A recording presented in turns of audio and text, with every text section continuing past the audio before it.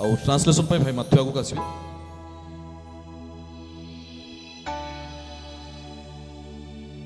And all things are possible. Jesus is here.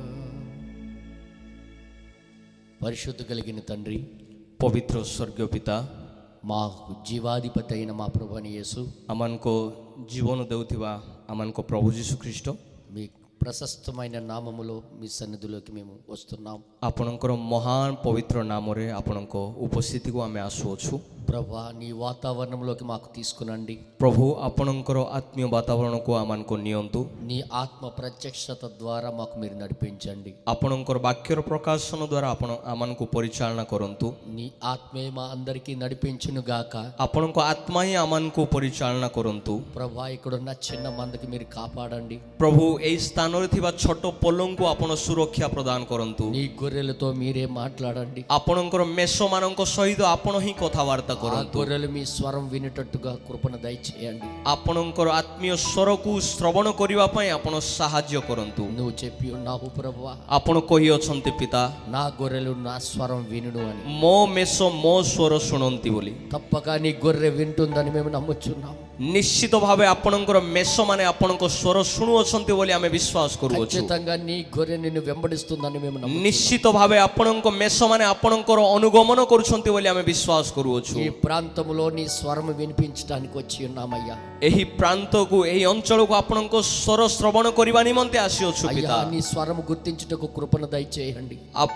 प्रभु आपणकर प्रभु आमे हमर स्थान को चिन्हिबा पई आपण हमनको सहाय्य నీ करंतु। స్వరము వెంబడించే గొర్రె ఎక్కడున్నా आपणको स्वर को अनुगमन करथिबा मेष जे कोनोसी स्थान रे ఆ थिले గొర్రె मध्य దగ్గరికి నీ స్వరాన్ని తీసుకుని వెళ్ళండి ప్రభు. सेही मेष निकट को आपणको स्वर नै कि जाहांतु। ఈ కాలంలో ఎన్నో స్వరాలు ఈ లోకములో ఉన్నాయి, एही जगत रे एही अंतिम समय केते जे स्वर अछि, కానీ జీవం ఇచ్చే స్వరం మీది ప్రభువా. किंतु जीवन देउथिबा स्वर केवल आपणकर अटे। ఆ స్వరముతో నీ బిడ్డలతో మీరు మాట్లాడండి. सेही स्वर द्वारा आपणको संतान मानक सहित कथावार्ता నీ करंतु। కాపుదలను దయచేయండి आपणकर सुरक्षा प्रदान करंतु। ప్రభా. నన్నును తర్జుమా చేస్తున్న సహోదరుడిని, प्रभु मते एवं अनुवाद करथिबा भाई को मध्य ఆ ఇద్దరిని మీ ఆత్మ స్వాధీనంలో తీసుకొని आमनको दुई जनंकु आपणकर आत्मीय स्वाधीन रे आमनको नियंत्रण करंतु। నువ్వే మాట్లాడమని, आपण ही कथा कहंतु बोली, మహిమ మీరే పొందమని महिमा केवल आपण ही प्राप्त हुंतु बोली। చిన్న ప్రార్థన యేసుక్రీస్తు నామములో అడిగి ए వేడుకొని छोट प्रार्थना प्रभु जीसु ख्रीष्ट को नाम रे विनती करूछु। ఆమేన్. आमेन। మనం నిలబడుచుండగానే మన బైబిల్ తెరిచి ठिया होइतिबा समय रे आमे निज निज वाक्य खोलु। ठिया होइतिबा समय रे आमे निज निज वाक्य खोलिबा। లూకా సువార్త 12వ అధ్యాయం लोकलिखित सुसमाचार तार 12 अध्याय 35వ వచనం నుండి 35 पदरु 40వ వచనం వరకు 35 रु आमे ताकू 40 पद पर्यंत पाठ करिबा।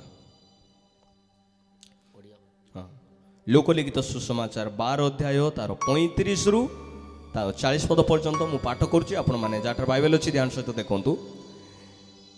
तुंभ मानंको कोटी बंधा थाउ ओ प्रदीप जळु थाउ आउ प्रभु विवाह उत्सवरु बाहुडी आसी द्वार रे मारिबा मात्र जेउ लोक माने तांको निमंते तथ्यणा द्वार फिटाइबा को अपेक्षा करि थांती, तुम्भे माने सेमानंको परि होई रहि थाओ। प्रभु आसी जेउ दास मानंकु जाग्रत देखिबे से माने धन्य। मु तुम मानकु सत्य कहूअछि, से आपणार कोटी बंधन करी से मानकु भजन रे बसाई निकट को जाई सेवा करिवे। आउ से जदि द्वितीय कि तृतीय प्रहर रे सुधा आसी से मानकु सेपरि देखंती, ताहेले सेई दास माने धन्य। किंतु एहा जानी थाओ, केउ दंडरे चोर आसीबो एहा गृहकर्ता जेबे जानते, ताहेले से आपणा गृह रे सिंधी काटिबाकू दियंते नाही। तुम्हे माने मध्य प्रस्तुत होई थाओ, कारण जेउ दंडरे तुम्हे माने मने करू न थिबो सेई दंडरे मनुष्य पुत्र आसीबे। ఆమేన్. आमेन। తెలుగులో నేను చదువుతున్నాను. तेलुगुरे मु पाठ करिबी। మీ నడుములు కట్టుకొని ఉండుడి, మీ దీపములు వెలిగించుకొని నీయుడి. తమ ప్రభువు పెండ్లి విందు నుండి వచ్చి తట్టగానే అతనికి తలుపు తీయుటకు అతడెప్పుడు వచ్చునో అని అతని కొరకు ఎదురు చూచు మనుషుల వలె ఉండుడి. ప్రభువు వచ్చి ఏ దాసుడు మెలకుగా ఉండుట చూచుకొనునో ఆ దాసుడు ధన్యుడు. అతడు నడుము కట్టుకొని వారికి భోజనం పంక్తిని కూర్చొనిబెట్టి తానే వచ్చి వారికి ఉపచారము చేయనని మీతో నిశ్చయముగా చెప్పుచున్నాను. మరియు అతడు 2వ జామున వచ్చినను 3వ జామున వచ్చినను ఏ దాసుడు మెలకుగా ఉండుట కనుగొనును ఆ దాసుడు ధన్యుడు. దొంగ ఏ గడియను వచ్చునో ఇంటి యజమానికి తెలిసిన యెడల అతడు మెలకుగా ఉండి తన ఇంటిని కన్నము వెయ్యనీడని తెలుసుకునుడి. మీరు అనుకొనని గడియలో మనిషి కుమారుడు వచ్చును గనుక మీరు సిద్ధముగా ఉండుడని చెప్పాను. ప్రార్థన చేసుకుందాం. ప్రార్థన కొరివా. పరిశుద్ధ కలిగిన తండ్రి, పవిత్ర పిత, ఈ కూటం పెట్టడానికి కారకుడు మా ప్రియ సహోదరుడు, ଏହି ସଭାକୁ ଆୟୋଜନ କରିଥିବା ଆମମାନଙ୍କ ପ୍ରିୟ ଭାଇ, ఆ సహోదరుడికి ఆయన కుటుంబాన్ని మీరు దీవించి ఆశీర్వదించండి. ସେ ଭାଇଙ୍କୁ ପୁଣି ତାଙ୍କ ପରିବାରକୁ ଆପଣ ଦୟାକରି ଆଶୀର୍ବାଦ କରନ୍ତୁ. ఆయన ఒక మార్గం మా కొరకు తెరిచి ఉన్నాడు. ସେ ଗୋଟେ ମାର୍ଗ, ଗୋଟେ ପଥ ଆମମାନଙ୍କ ନିମନ୍ତେ ପ୍ରସ୍ତୁତ କରିଅଛନ୍ତି. ప్రభా, ఈ మార్గము దేవుని మహిమార్థమే జరుగుటకు కృపను దయచేయమని, ଏହି ପଥ ସଦାପ୍ରଭୁଙ୍କ ମହିମାର୍ଥେ ହେବା ପାଇଁ ସାହାଯ୍ୟ କରନ୍ତୁ ବୋଲି ఈ వాక్యము ద్వారా ଆପଣଙ୍କ ବାକ୍ୟ ଦ୍ୱାରା మా అందరిని ఆశీర్వదించండి. ଆମ ସମସ୍ତଙ୍କୁ ଆଶୀଷିତ କରନ୍ତୁ ବୋଲି అసలు మీరేం చెప్పాలనుకుంటున్నారు ଆପଣ ଯାହା କହିବାକୁ ଇଚ୍ଛା କରୁଛନ୍ତି ପିତା, ప్రభా, అది మీ చిత్తానుసారంగా మాకు బయలుపరచండి. ପ୍ରଭୁ ଆପଣଙ୍କ ଇଚ୍ଛା ଅନୁସାରେ ତାହା ହିଁ ଆମମାନଙ୍କ ପ୍ରତି ହେଉ. ఆ చిత్తమే పట్టుకొని మేము నడుచుటకు కృపను దయచేయండి. ଆପଣଙ୍କ ଇଚ୍ଛା ଯେପରି ସଫଳ ହେବ ଏଥି ନିମନ୍ତେ ଆମମାନଙ୍କୁ ଆପଣଙ୍କ ଇଚ୍ଛା ଅନୁସାରେ ରହିବା ପାଇଁ ସାହାଯ୍ୟ କରନ୍ତୁ ବୋଲି, మీరే సహాయం చేసి నడిపించమని, ଆପଣ ହିଁ ସାହାଯ୍ୟ କରି ପରିଚାଳନା କରନ୍ତୁ ବୋଲି, మా అందరికీ దీవించమని ଆମ ସମସ୍ତଙ୍କୁ ଆଶୀର୍ବାଦ କରନ୍ତୁ ବୋଲି యేసుక్రీస్తు నామములో అడిగి వేడుకొనుచున్నాము. ଯୀଶୁ ଖ୍ରୀଷ୍ଟଙ୍କ ନାମରେ ପ୍ରାର୍ଥନା କରୁଅଛୁ. Amen. Amen. God bless you. ପ୍ରଭୁ ଆଶୀର୍ବାଦ କରନ୍ତୁ. మీరందరూ కూర్చోనొచ్చు. ଆପଣ ସମସ୍ତେ ବସିପାରନ୍ତି.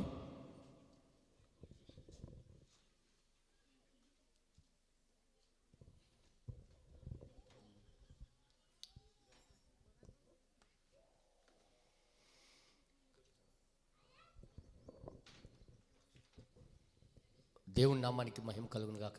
ସଦାପ୍ରଭୁଙ୍କ ନାମର ମହିମା ହଉ. ఈ గ్రామానికి, ఈ గ్రామ పెద్దలకి ଏହି ଗ୍ରାମ ପୁଣି ଏ ଗ୍ରାମର ଲୋକମାନଙ୍କୁ దేవుడు బహుగా దీవించును గాక. ସଦାପ୍ରଭୁ ବହୁ ପରିମାଣରେ ଆଶୀର୍ବାଦ କରନ୍ତୁ. మేము ఆంధ్రప్రదేశ్ నుండి వచ్చి ఉన్నాం. ଆମେ ଆନ୍ଧ୍ରପ୍ରଦେଶରୁ ଆସିଅଛୁ. మరి పార్వతీపురం జిల్లా, ଆମର ପାର୍ବତୀପୁରମ୍ ଜିଲ୍ଲା ଅଟେ, కురుపాం మండలం, ଆଉ କୁରୁପମ୍ ବ୍ଲକ ଅଟେ.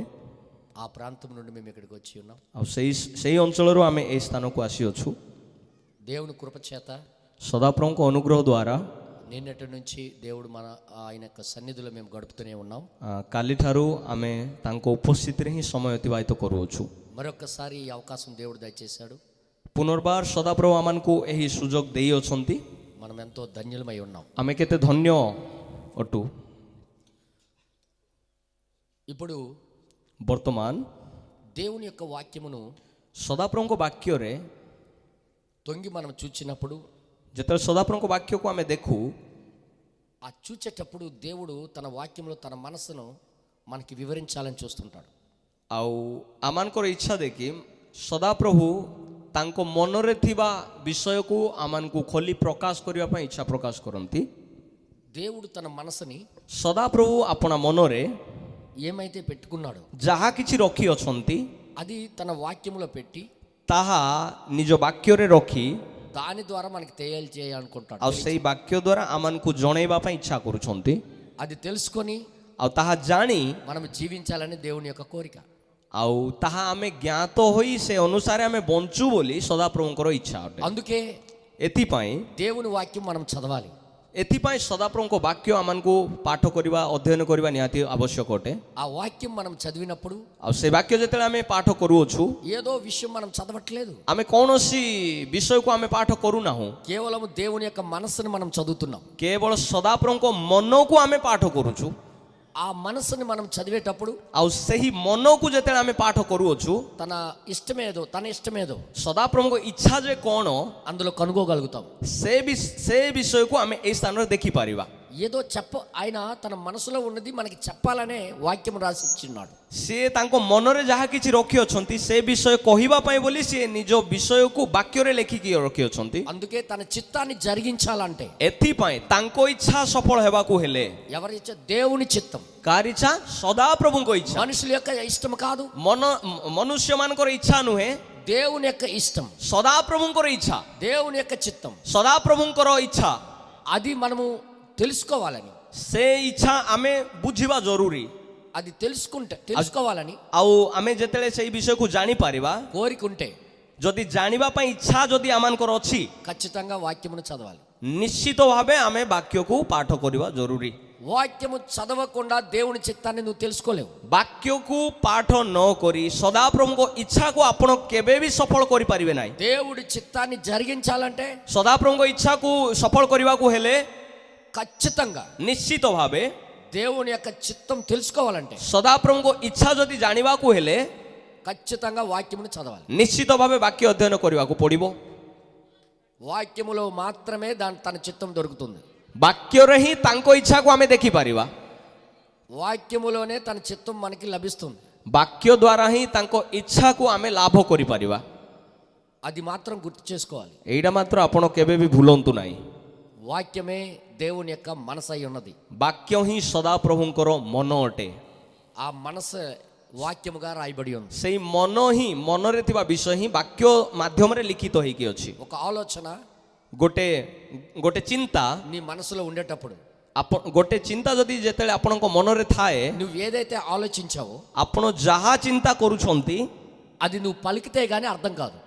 ଆପଣ ତାହା ଯାହା ଇଚ୍ଛା କରୁଛନ୍ତି କହିବା ପାଇଁ ବା ଯାହା ଚିନ୍ତା କରୁଛନ୍ତି ସେଇଟା ଆପଣ ନ କହିବା ପର୍ଯ୍ୟନ୍ତ ସେ ଇଚ୍ଛା ସଫଳ ହେଇପାରିବ ନାହିଁ. నీ మనసులో నువ్వు ఏం ఆలోచిస్తున్నావు అది నీ దగ్గరే ఉంటుంది.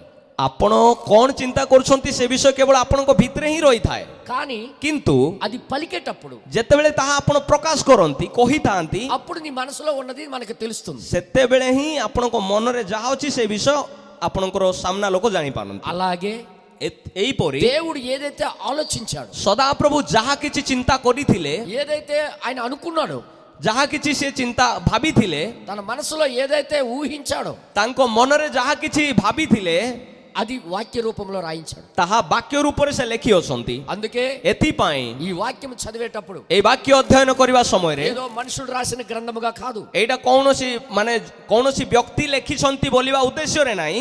మనుషులే రాశారు, ମନୁଷ୍ୟ ହିଁ ଲେଖିଛନ୍ତି, కానీ ఆయన మనసును రాశారు. କିନ୍ତୁ ତାଙ୍କ ମନକୁ ମନୁଷ୍ୟ ଲେଖିଛି. ଆମେନ୍. అది మాత్రం మనసులో పెట్టుకోండి. ଏଇଟା ମାତ୍ର ଆପଣଙ୍କ ମନରେ ରଖନ୍ତୁ. వాక్యం చదివేటప్పుడు ବାକ୍ୟ ଅଧ୍ୟୟନ କରିବା ସମୟରେ తన మనసును మనం తెలుసుకుంటున్నాం. ତାଙ୍କ ମନର ବିଷୟକୁ ଆମେ ଜାଣିପାରୁଛୁ. ఆ ఉద్దేశంతో బైబిల్ చదవాలి. ଏଇ ଉଦ୍ଦେଶ୍ୟରେ ହିଁ ଆମେ ବାଇବେଲ ପଢିବା କଥା. ఈ బైబిల్ మన ఇళ్లలో దాచుకోవడానికి కాదు, ଏ ବାଇବେଲ ଆମମାନଙ୍କୁ ଗୃହରେ ରଖିବା ପାଇଁ ନୁହେଁ, దేవుడి చిత్తాన్ని తెలుసుకోవడానికి, ସଦାପ୍ରଭୁଙ୍କ ଇଚ୍ଛାକୁ ଜାଣିବା ପାଇଁ, తన చిత్తాన్ని ప్రకారం నడవటానికి, ତାଙ୍କ ଇଚ୍ଛା ଅନୁସାରେ ଆମମାନଙ୍କୁ ଚାଲିବା ପାଇଁ, తన చిత్త ప్రకారంగా మనం జీవించడానికి ତାଙ୍କ ଇଚ୍ଛା ଅନୁସାରେ ଆମେ ଜୀବନ ଅତିବାହିତ କରିବା ନିମନ୍ତେ ఆయన కోరిక. ତାଙ୍କ ଇଚ୍ଛା ଅଟେ. అందుకే వాక్యం రూపంలో మన దగ్గరికి వచ్చి ఉన్నాడు. ଏଥିପାଇଁ ସେ ବାକ୍ୟ ରୂପରେ ଆମମାନଙ୍କ ମଧ୍ୟକୁ ଆସିଅଛନ୍ତି. ఆయన ఏమై ఉన్నాడో వాక్యం అదే అయి ఉన్నది. ସେ ଯେମିତି ଅଛନ୍ତି ନା, ବାକ୍ୟ ହିଁ ତାହା ଅଟେ, ତାହା ପ୍ରକାଶ କରିଥାଏ. ఆయన నీ ఆలోచన మరియు నువ్వు వేరు కాదు. ଆପଣଙ୍କ ଆଲୋଚନା ଆଉ ଆପଣ କେବେ ବି ଅଲଗା ନୁହନ୍ତି. ఎప్పుడు జరగని పని. ଏଇଟା କେବେ ବି ଅସାଧ୍ୟ ବିଷୟ ଅଟେ. నువ్వేం ఆలోచిస్తున్నావు అది నువ్వే. ଆପଣ ଯାହା ଆଲୋଚନା, ଆପଣ ଯାହା ଚିନ୍ତା କରୁଛନ୍ତି ତାହା ହିଁ ଆପଣ ଅଟନ୍ତି. నీ ఆలోచన వేరు, నువ్వు వేరు కాదు. ଆପଣ ଅଲଗା, ଆପଣଙ୍କ ଚିନ୍ତା ଅଲଗା, ଏଇଟା କେବେ ବି ହେଇପାରିବ ନାହିଁ. ఏమైతే ఆలోచిస్తున్నావో ଆପଣ ଯାହା କିଛି ଚିନ୍ତା କରୁଛନ୍ତି అదే నువ్వు. ତାହା ହିଁ ଆପଣ ଅଟନ୍ତି. అర్థమైందా? ବୁଝିପାରୁଛନ୍ତି କି? అర్థమవుతుందా? ବୁଝିପାରୁଛନ୍ତି କି? నువ్వు ఏది ఆలోచిస్తున్నావో ଆପଣ ଯାହା ଚିନ୍ତା କରୁଛନ୍ତି అదే నువ్వు. ତାହା ହିଁ ଆପଣ ଅଟନ୍ତି. నువ్వేమై ఉన్నావో ଆପଣ କେମିତି ଅଛନ୍ତି అదే నువ్వు ఆలోచిస్తుంటావు. ତାହା ହିଁ ଆପଣ ଆଲୋଚନା କରୁଛନ୍ତି, ଚିନ୍ତା କରୁଛନ୍ତି. దేవుడు ఏమై ఉన్నాడో, ସଦାପ୍ରଭୁ କିପରି ଅଛନ୍ତି, అదే ఆయన వాక్యమై ఉన్నాడు. ఆయన ସେ ତାଙ୍କ ବାକ୍ୟ ହିଁ ତାହା ପ୍ରକାଶ କରିଥାଏ. అందుకే వాక్యము దేవుడై ఉన్నాడు అని రాయబడింది. ଏଥିପାଇଁ ବାଇବେଲରେ ଲେଖା ଅଛି ବାକ୍ୟ ସଦାପ୍ରଭୁ ଅଟନ୍ତି. ఆమేన్. ଆମେନ୍. ఎంతమందికి అర్థమవుతుంది? କେତେ ବୁଝିପାରୁଛନ୍ତି? God bless you. ପ୍ରଭୁ ଆଶୀର୍ବାଦ କରନ୍ତୁ. ఈరోజు ଆଜି ఈ రోజు ଆଜି మనుషులు చాలా పెద్ద ప్రాబ్లంలో ఉన్నారు అనే దానికి నేను కొద్దిగా చూపిస్తాను మీకు. ଆଜିକା ସମୟରେ ଲୋକମାନେ ବହୁତ ବଡ଼ ସମସ୍ୟାରେ କେମିତି ଅଛନ୍ତି ଏ ବିଷୟରେ ମୁଁ ଆଜି କିଛି ବିଷୟ ଆପଣମାନଙ୍କୁ ଦେଖେଇବି. వాళ్ళ మట్టుకు వాళ్ళు ఏమనుకుంటారంటే ସେମାନେ ନିଜେ ନିଜେ କ'ଣ ଭାବନ୍ତି ଯେ నేను బాగానే ఉన్నాను, ମୁଁ ତ ଭଲରେ ଅଛି, నాకు ఏం చింత లేదు, ମୋର କୌଣସି ଚିନ୍ତା ନାହିଁ, నేను మంచిదాన్నే, ମୁଁ ବହୁତ ଭଲ ମା ଅଟେ, మంచివాడినే, ମୁଁ ଭଲ ଭାଇ ଅଟେ, దేవుడు నన్ను దీవిస్తూనే ఉంటాడు, ସଦାପ୍ରଭୁ ମୋତେ ଆଶୀର୍ବାଦ କରୁଛନ୍ତି ବୋଲି ଭାବନ୍ତି. ఇలాంటి భావనలో బ్రతుకుతూ ఉంటాం. ଏହି ପ୍ରକାର ଚିନ୍ତାଧାରାରେ ଲୋକମାନେ ଜୀବନ ଅତିବାହିତ କରୁଛନ୍ତି. ఎప్పుడు కూడా କେବେ ମଧ୍ୟ నువ్వు సరైన వాడువా కాదని తెలుసుకోవడానికి ଆପଣ ଠିକ୍ କି ଭୁଲ ଏଇଟା ଜାଣିବା ପାଇଁ ହେଲେ వాక్యం దగ్గరికి వెళ్ళాలి. ବାକ୍ୟ ପାଖକୁ ଆସିବାକୁ ପଡ଼ିବ. నువ్వు ఎక్కడ కనుగోలేవు నువ్వెవరు అనేది. ଆପଣ ଯେ କିଏ ଅଟନ୍ତି ଏ ବିଷୟ ଆପଣ କୌଣସି ଜାଗାରେ ପାଇପାରିବେନି. నువ్వు ఎంత మంచోడవో చెడ్డోడవో తెలుసుకునే స్థలం లేనే లేదు. ଆପଣ କେତେ ଭଲ ବ୍ୟକ୍ତି କିମ୍ବା କେତେ ଖରାପ ବ୍ୟକ୍ତି ଏଇ ପ୍ରକାର ଜାଗା କୌଣସି ଜାଗା ନାହିଁ ଯୋଉଠି ଆପଣ ଦେଖିପାରିବେ. కానీ దేవుని వాక్యం ఒక్కటే చూపించగలదు. କିନ୍ତୁ ସଦାପ୍ରଭୁଙ୍କ ବାକ୍ୟ ହିଁ ଏକ ଅଟେ ଯିଏକି ଆପଣଙ୍କୁ ଦେଖେଇ ପାରିବ ଆପଣ କେମିତିକା ବ୍ୟକ୍ତି ఈ ଅଟନ୍ତି. వాక్యం దగ్గరికి రాకపోయినంత వరకు నీ అంతటా నువ్వు మంచి దానవే మంచివాడవే అనుకుంటావు. ଏ ବାକ୍ୟକୁ ନ ଆସିବା ପର୍ଯ୍ୟନ୍ତ ଆପଣ ନିଜେ ନିଜେ ଭାବିବେ ଯେ ମୁଁ ଭଲ ପୁଅ ମୁଁ ଭଲ ଝିଅ ବୋଲିକି. నో ప్రాబ్లం, କିଛି ପ୍ରୋବ୍ଲେମ୍ ନାହିଁ, ସମସ୍ୟା ନାହିଁ, నేను బాగానే ఉన్నాను ମୁଁ ତ ଭଲରେ ଅଛି అనుకుంటారు. ଆପଣ ଏମିତି ଭାବୁଥିବେ. కానీ କିନ୍ତୁ ఈ దేవుని మనసు దగ్గరికి వచ్చినప్పుడు ଯେତେବେଳେ ସଦାପ୍ରଭୁଙ୍କର ମନ ପାଖକୁ ଆସିବାକୁ నువ్వు ఎంత దేవుడికి వ్యతిరేకంగా ఉన్నావో కనబడుతుంది. ଆପଣ ସଦାପ୍ରଭୁଙ୍କର କେତେ ବିରୋଧୀ ଅଛନ୍ତି ଏ ବିଷୟରେ ମଧ୍ୟ ଏଇଠି ଆପଣ ଦେଖିପାରିବେ. అందుకే ଏଥିପାଇଁ ఆయన చిత్తాన్ని తెలుసుకొని లోబడి జీవించడానికి ఈ వాక్యం ఇచ్చాడు మనకి.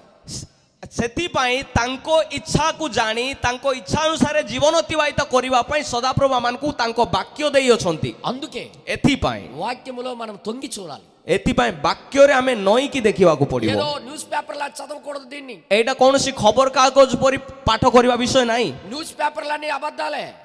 ଯେତେ ନ୍ୟୁଜ ପେପର ଯେତେ ଖବର କାଗଜ ଅଛି ସବୁ ମିଛ, అవి ମିଥ୍ୟା ଅଟେ. నిజాలు రాయవు. ସେମାନେ ସତ୍ୟ କେବେ ଲେଖନ୍ତି ନାହିଁ. గవర్నమెంట్ లో జరుగుతున్న నిజాలు రాయవు.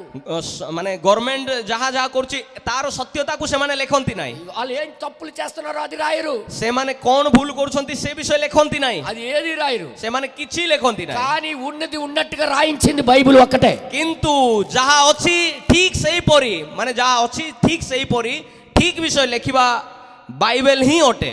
ମାନେ ଠିକ ବିଷୟ ଲେଖିଥାଏ ବାଇବେଲରେ. నీ గురించి నువ్వు తెలుసుకోవాలంటే ନିଜ ବିଷୟରେ ଯଦି ଆପଣ ଜାଣିବା ପାଇଁ ଚାହୁଁଛନ୍ତି, ఎలాగైతే అద్దం దగ్గరికి వెళ్తావో, ଯେମିତି ଆପଣ ଦର୍ପଣ ପାଖକୁ ଯାଆନ୍ତି, నేను బాగున్నానా లేదా, ମୁଁ ଭଲ ଅଛି ନା ନାହିଁ, నా జుట్టు బాగుందా లేదా, ମୋର ଚୁଟି ଭଲ ଅଛି ନା నా ନାହିଁ, ముఖం బాగుందా లేదా, ମୋର ମୁହଁ ଭଲ ଅଛି ନା ନାହିଁ, నా ఒళ్ళంతా బాగుందా లేదా అనేది ମୋର ଶରୀର ଭଲ ଅଛି ନା ନାହିଁ, అని చూసుకోవడానికి అద్దం దగ్గరికి వెళ్తావు. ଏଇ ବିଷୟ ଦେଖିବା ପାଇଁ ଆପଣ ଦର୍ପଣ ପାଖକୁ ଯାଆନ୍ତି. ఎలాగైతే వెళ్తావు ଆପଣ କେମିତି ଯାଆନ୍ତି? అక్కడికి వెళ్ళగానే ସେଇ ମାନେ ଦର୍ପଣ ପାଖକୁ ମାନେ ଯିବା ମାତ୍ରେ నీకు ఎక్కడెక్కడ సమస్య ఉందో చూపిస్తుంది. అది ସେ ଦର୍ପଣ ଆପଣଙ୍କୁ ଦେଖେଇବ କୋଉଠି କୋଉଠି ଆପଣଙ୍କର ସମସ୍ୟା ଅଛି. నీకేమేమి అంటుకొని ఉన్నాయో అది చూపిస్తుంది. ସେ ଦର୍ପଣ ଆପଣଙ୍କୁ ଦେଖେଇବ କ'ଣ ଆପଣଙ୍କ ଶରୀରରେ ଲାଗିକି ରହିଛି, అది చూపిస్తుంది. ସେଇଟା ଆପଣଙ୍କୁ ଦେଖେଇବ. అలాగే ଠିକ ସେହିପରି నీ మీద నువ్వు ఎంత తప్పులో ఉన్నావో, ఎంత మంచోడవో ఎంత చెడ్డోడవో చూపించేది ఇది వాక్యమే. ଆପଣ କେମିତି ଭଲ ବ୍ୟକ୍ତି କିମ୍ବା ଆପଣ କେତେ ଖରାପ ବ୍ୟକ୍ତି ଏ ବିଷୟରେ ଦେଖିବା ପାଇଁ ଆପଣଙ୍କର ଦର୍ପଣ ବାକ୍ୟ ଅଟେ. ఈ వాక్యమే అర్థమై ఉన్నది. ଏଇ ବାକ୍ୟ ହିଁ ଦର୍ପଣ ଅଟେ. ହାଲେଲୁୟା. ఎంతమంది చూడాలనుకుంటున్నారు? କେତେ ଜଣ ଏଇ ଦର୍ପଣରେ ଦେଖିବା ପାଇଁ ଇଚ୍ଛା କରୁଛନ୍ତି ନିଜ ଚେହେରାକୁ? అద్దం ముందుకు వెళ్ళేటప్పుడు ఎవరినో చూడొద్దు.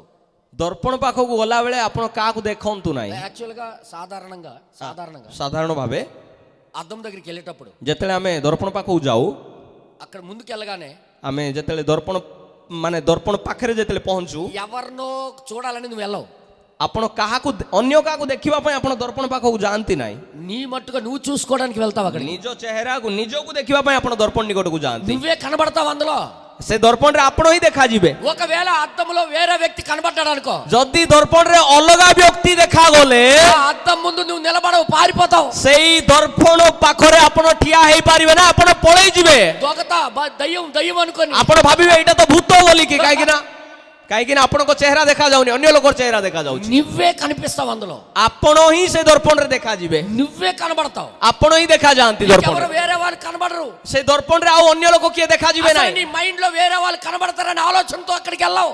ଆପଣଙ୍କ ମନରେ ମୁଁ ଏବେ ଦର୍ପଣ ପାଖକୁ ଯାଉଛି, ଏବେ ଆଉ କିଏ ଦେଖାଯାଆନ୍ତୁ ବୋଲିବା ଇଚ୍ଛାରେ ଆପଣ ଯାଆନ୍ତି ନାହିଁ, ଆପଣଙ୍କୁ ଦେଖିବାକୁ ଯାଆନ୍ତି ଆପଣ। అలాగే ଏହିପରି ఈ వాక్యం దగ్గరికి ଏହି ବାକ୍ୟ ନିକଟକୁ నిన్ను నువ్వు చూసుకోవడానికి, ନିଜକୁ ଦେଖିବା ପାଇଁ, నిన్ను నువ్వు నిలబెట్టుకోవడానికి, ନିଜକୁ ଠିଆ କରିବା ପାଇଁ, మట్టుగా నువ్వు సరి చేసుకోవడానికి ନିଜକୁ ଠିକ କରିବା ପାଇଁ దాని దగ్గరికి వెళ్ళాలి। ଆପଣ ସେଇ ବାକ୍ୟ ନିକଟକୁ ଯିବାକୁ ପଡିବ। ఎప్పుడైతే ఆ ఉద్దేశంతో వెళ్తావో, ଯେତେବେଳେ ଆପଣ ଏହି ଉଦ୍ଦେଶ୍ୟରେ ଯିବେ, ମୁଁ ନିଜକୁ ଦେଖିବି ବୋଲି, నువ్వు దేవుని దృష్టిలో ఎలాగున్నావో నీకు చూపిస్తాడు దేవుడు। ଆପଣ ସଦାପ୍ରଭୁଙ୍କ ଦୃଷ୍ଟିରେ କି ପ୍ରକାର ଅଛନ୍ତି, ସଦାପ୍ରଭୁ ଆପଣଙ୍କୁ నీ ଦେଖେଇବେ। గురించి దేవుడు ఏం ఆలోచిస్తున్నాడో నీకు తెలుస్తుంది। ସଦାପ୍ରଭୁ ଆପଣଙ୍କ ବିଷୟରେ କଣ ଚିନ୍ତା କରୁଛନ୍ତି, ଏ ବିଷୟରେ ସଦାପ୍ରଭୁ ଆପଣଙ୍କୁ ଦେଖେଇବେ। దేవుడి యొక్క మనసు ఏంటో నీకు అర్థమవుతుంది। ସଦାପ୍ରଭୁଙ୍କର ଇଚ୍ଛା କଣ ଆପଣ ଜାଣିପାରିବେ।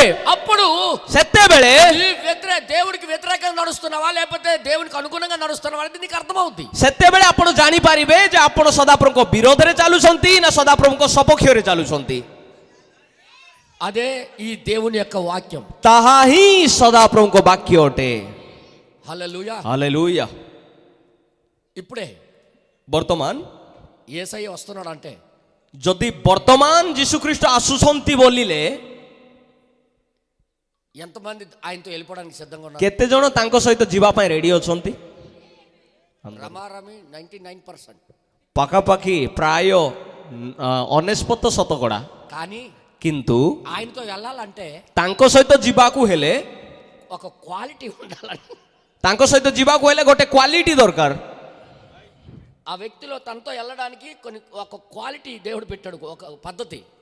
ତାଙ୍କ ସହିତ ଯିବା ପାଇଁ ସଦାପ୍ରଭୁ କିଛି ପଦ୍ଧତିକୁ ରଖିଲେ, ଗୋଟେ କିଛି କ୍ୱାଲିଟିକୁ ରଖିଲେ, ఆ పద్ధతి నా దగ్గర ఉందా లేదని చూడాలా। ସେ ପଦ୍ଧତି, ସେଇ କ୍ୱାଲିଟି ମୋ ପାଖରେ ଅଛି ନା ନାହିଁ ବୋଲିକି ଦେଖିବାକୁ ତ ପଡିବ। ఉదాహరణకి ଉଦାହରଣ ସ୍ୱରୂପ ఇక్కడ విమానం దిగింది అనుకోండి, ଯଦି ଏଇଠି କୌଣସି ଉଡ଼ାଜାହାଜ ଓହ୍ଲେଇଲା, ఒక టికెట్ 1,50,000 అనుకుందాం। ଯଦି ଭାବି ନିଅନ୍ତୁ ଗୋଟେ ଟିକେଟ 1,50,000 ବୋଲିକି, ఉదాహరణ చెప్తున్నా। ଉଦାହରଣ ସ୍ୱରୂପ ମୁଁ କହୁଛି, అందరికీ వెళ్ళాలని ఉంది, ఎక్కాలని ఉంది, ସମସ୍ତଙ୍କୁ ତ ଯିବାକୁ ଇଚ୍ଛା ଉଡ଼ାଜାହାଜରେ, కానీ 1,50,000 ఆ జోబులు ఉండాలిగా। କିନ୍ତୁ 1,50,000 ମୋ ପକେଟରେ ଥିବାର ଅଛି ନା।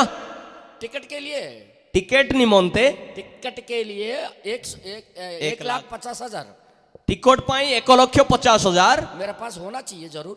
ମୋ ପାଖରେ ତ ରହିବା ନିହାତି ଆବଶ୍ୟକ।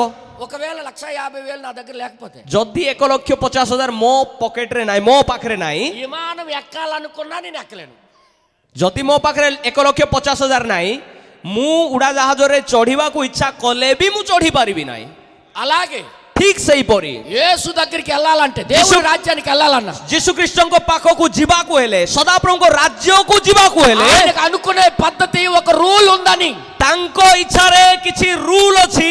ఆ రూల్ ప్రకారం నువ్వు లేకపోయిన ఎడల, ସେଇ ରୁଲ ଅନୁସାରେ ଯଦି ଆପଣ ନାହାନ୍ତି, నువ్వు వెళ్ళలేవు। ଆପଣ କେବେ ବି ଯାଇପାରିବେ ନାହିଁ। నీకు ఇష్టం ఉన్నా నువ్వు వెళ్ళలేవు। ଆପଣଙ୍କ ଇଚ୍ଛା ଥିଲେ ବି ଆପଣ ଯାଇପାରିବେ ନାହିଁ। నీకు ఎంతో ఇష్టం ఉండొచ్చు ఆయన రాజ్యానికి వెళ్ళాలని, ତାଙ୍କ ରାଜ୍ୟକୁ ଯିବା ପାଇଁ ଆପଣଙ୍କର କେତେ ବି ଇଚ୍ଛା ଥାଏ। దేవుడితో ఉండాలని నీకు ఇష్టం ఉండొచ్చు, ସଦାପ୍ରଭୁଙ୍କ ନିକଟରେ ରହିବା ପାଇଁ ଆପଣଙ୍କର ବହୁତ ଇଚ୍ଛା ରହିଥାଇପାରେ। నడవాలని నీకు ఇష్టం ఉండొచ్చు, ସଦାପ୍ରଭୁଙ୍କ ସହିତ ଗମନାଗମନ କରିବା ପାଇଁ ଆପଣଙ୍କର ବହୁତ ଇଚ୍ଛା ଥାଇପାରେ। అయినప్పటికీ ତଥାପି కొన్ని రూల్స్, କିଛି ରୁଲସ ଅଛି, కొన్ని పద్ధతులు କିଛି ପଦ୍ଧତି ଅଛି। నీ దగ్గర లేకపోతే, ଆପଣଙ୍କ ପାଖରେ ଯଦି ସେଇ ରୁଲ ନାହିଁ, ସେଇ ପଦ୍ଧତି ନାହିଁ, ఎట్టి పరిస్థితుల్లో ఆయన రాజ్యంలోకి నువ్వు వెళ్ళలేవు। କୌଣସି ପରିସ୍ଥିତିରେ ତାଙ୍କ ରାଜ୍ୟକୁ ଆପଣ ଯାଇପାରିବେ ନାହିଁ। కొన్ని విషయాలు మీకు చూపిస్తాను। అదే କିଛି ବିଷୟ ମୁଁ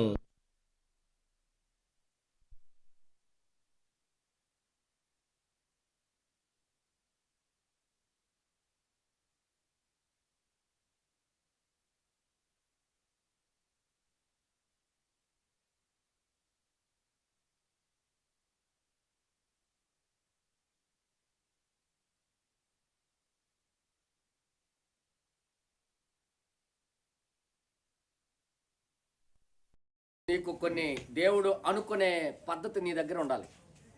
ସଦାପ୍ରଭୁ ଇଚ୍ଛା କରୁଥିବା କିଛି ପଦ୍ଧତି ଆପଣଙ୍କ ସହିତ ଆପଣଙ୍କ ପାଖରେ ରହିବା ନିହାତି ଜରୁରୀ। అర్థం చేసుకుంటున్నారని నేను నమ్ముతున్నాను। ଆପଣମାନେ ବୁଝୁଛନ୍ତି ବୋଲି ମୁଁ ବିଶ୍ୱାସ କରୁଛି। విమానం ఎక్కాలనుకున్నా ଉଡ଼ାଜାହାଜରେ ଚଢିବାକୁ ଇଚ୍ଛା କଲେ ବି దాంట్లో ఎగరాలనుకున్నా ଆଉ ସେଇଠି ଉଡ଼ିବାକୁ ଇଚ୍ଛା କଲେ ବି నేను ఎంత ఇష్టపడినా ମୁଁ ଯେତେ ଇଚ୍ଛା କଲେ ବି నా దగ్గర 1,50,000 లేదు. ମୋ ପାଖରେ 1,50,000 ନାହିଁ. టికెట్ నాకు దొరకలేదు. ଟିକଟ ମୁଁ ଟିକଟ ପାଇପାରୁନି. నేను ఎక్కలేను, ମୁଁ ଯାଇପାରିବି ନାହିଁ, కూర్చోలేను, ବସି ପାରିବି ନାହିଁ, ఎగరలేను. ଆଉ ଉଡ଼ି ବି ପାରିବି ନାହିଁ. అదేనా? ହଁ ନା ନାହିଁ? ପଇସା ନାହିଁ. ఎగరాలంటే ଯଦି ଉଡ଼ିବାକୁ ହେଲେ టికెట్ కాస్ట్ మన దగ్గర ఉండాలా. ଟିକେଟ ନିହାତି ମୋ ପାଖରେ ରହିବା ଜରୁରୀ. దేవుని రాజ్యాలకు వెళ్ళాలన్నా ସଦାପ୍ରଭୁଙ୍କ ରାଜ୍ୟକୁ ଯିବାକୁ ହେଲେ ఆ ବି రాజ్యానికి సంబంధించిన క్వాలిటీ ସେଇ ରାଜ୍ୟକୁ ଆବଶ୍ୟକ କିଛି କ୍ୱାଲିଟି మన దగ్గర ఉండాలి. ଆମ ପାଖରେ ରହିବା ଜରୁରୀ. మీకు తెలుగు అర్థమవుతుంది అనుకోండి. ଆପଣମାନେ ତେଲୁଗୁ ବୁଝିପାରୁଛନ୍ତି, ఒడియా బుజ్జిపాటి. ଓଡ଼ିଆ ବୁଝିପାରୁଛନ୍ତି. God bless you. ପ୍ରଭୁ ଆଶୀର୍ବାଦ କରନ୍ତୁ. ముందుకు వెళ్దాం. ଆମେ ଆଗକୁ ବଢିବା, ముందుకు వెళ్దాం మెల్లమెల్లగా. ଆମେ ଧୀରେ ଧୀରେ ଆଗକୁ ବଢିବା. ఓకే. దేవుడి నామానికి మహిమ కలుగును గాక. ସଦାପ୍ରଭୁଙ୍କ ନାମର ମହିମା ହଉ. హల్లెలూయా. ହାଲେଲୁୟା. దేవునికి స్తోత్రం కలుగును. ମହିମା ହଉ. హల్లెలూయా. ହାଲେଲୁୟା. దయచేసి మీరందరూ ఇక్కడ చూడాలని కోరుతున్నా. ଦୟାକରି ଆପଣମାନେ এই ସ୍ଥାନରେ ଦେଖନ୍ତୁ ବୋଲି ମୁଁ ଇଚ୍ଛା କରେ. ఇక్కడ ఒక సిస్టమ్ పెట్టాడు, జాగ్రత్త వినాలి. ଧ୍ୟାନର ସହିତ ଶୁଣିବେ. ଏହି ସ୍ଥାନରେ କିଛି ସିଷ୍ଟମ ରଖିଛନ୍ତି ସଦାପ୍ରଭୁ. మనం ఏ కాలంలో బ్రతుకుతున్నామో ఎంతమందికి తెలుసు? ଆମେ କେଉଁ ସମୟରେ ବର୍ତ୍ତମାନ ଅଛୁ କେତେ ଜଣ ଜାଣିଛନ୍ତି? భౌతికంగా నేను అడుగుతున్నా. ମୁଁ ଭୌତିକ ଭାବେ ପଚାରୁଛି. ముందు భౌతికమైనది అర్థమవుతే ఆత్మీయమైనది అర్థమవుతుంది. ପ୍ରଥମେ ଭୌତିକ ବିଷୟ ଯଦି ଆମେ ଜାଣିବା, ତାପରେ ଆମେ ଆତ୍ମିକ ବିଷୟକୁ ଜାଣିପାରିବା. అందరికీ చెప్తున్నా, ఏ కాలంలో బ్రతుకుతున్నాం? ଆମେ କେଉଁ ସମୟରେ ବର୍ତ୍ତମାନ ବଞ୍ଚୁଅଛୁ ମୁଁ ଆପଣ ସମସ୍ତଙ୍କୁ ପଚାରୁଛି. मैं सुनना चाहता हूं भैया, बताओ आपका मुंह से. ଆପଣଙ୍କ ମୁଖରେ କୁହନ୍ତୁ ଆପଣ କେଉଁ ସମୟରେ ବଞ୍ଚୁଛନ୍ତି. అల్లి ఈ ఆత్మీయతలోకి వెళ్ళిపోయాడు ఆయన. నేను అడుగుతుంది భౌతిక కాలం కోసం నేను అడుగుతున్నా. ମୁଁ ଭୌତିକ ସମୟ ବିଷୟରେ ପଚାରୁଛି, ମୁଁ ଆତ୍ମିକ ବିଷୟରେ ପଚାରୁ ନାହିଁ. ଆପଣ କେଉଁ ସମୟରେ ବର୍ତ୍ତମାନ ବଞ୍ଚୁଛନ୍ତି? ఏ కాలంలో మనం జీవిస్తున్నాం ఇప్పుడు? చలికాలం. ଶୀତ ସମୟ, ଶୀତ କାଳରେ ଆମେ ବଞ୍ଚୁଅଛୁ. ଏବେ ଶୀତ ଋତୁରେ ଆମେ ଅଛୁ ବର୍ତ୍ତମାନ. ଶୀତ ଲାଗୁଛି କି ନାହିଁ? ଶୀତ ଲାଗୁଛି ନା ନାହିଁ?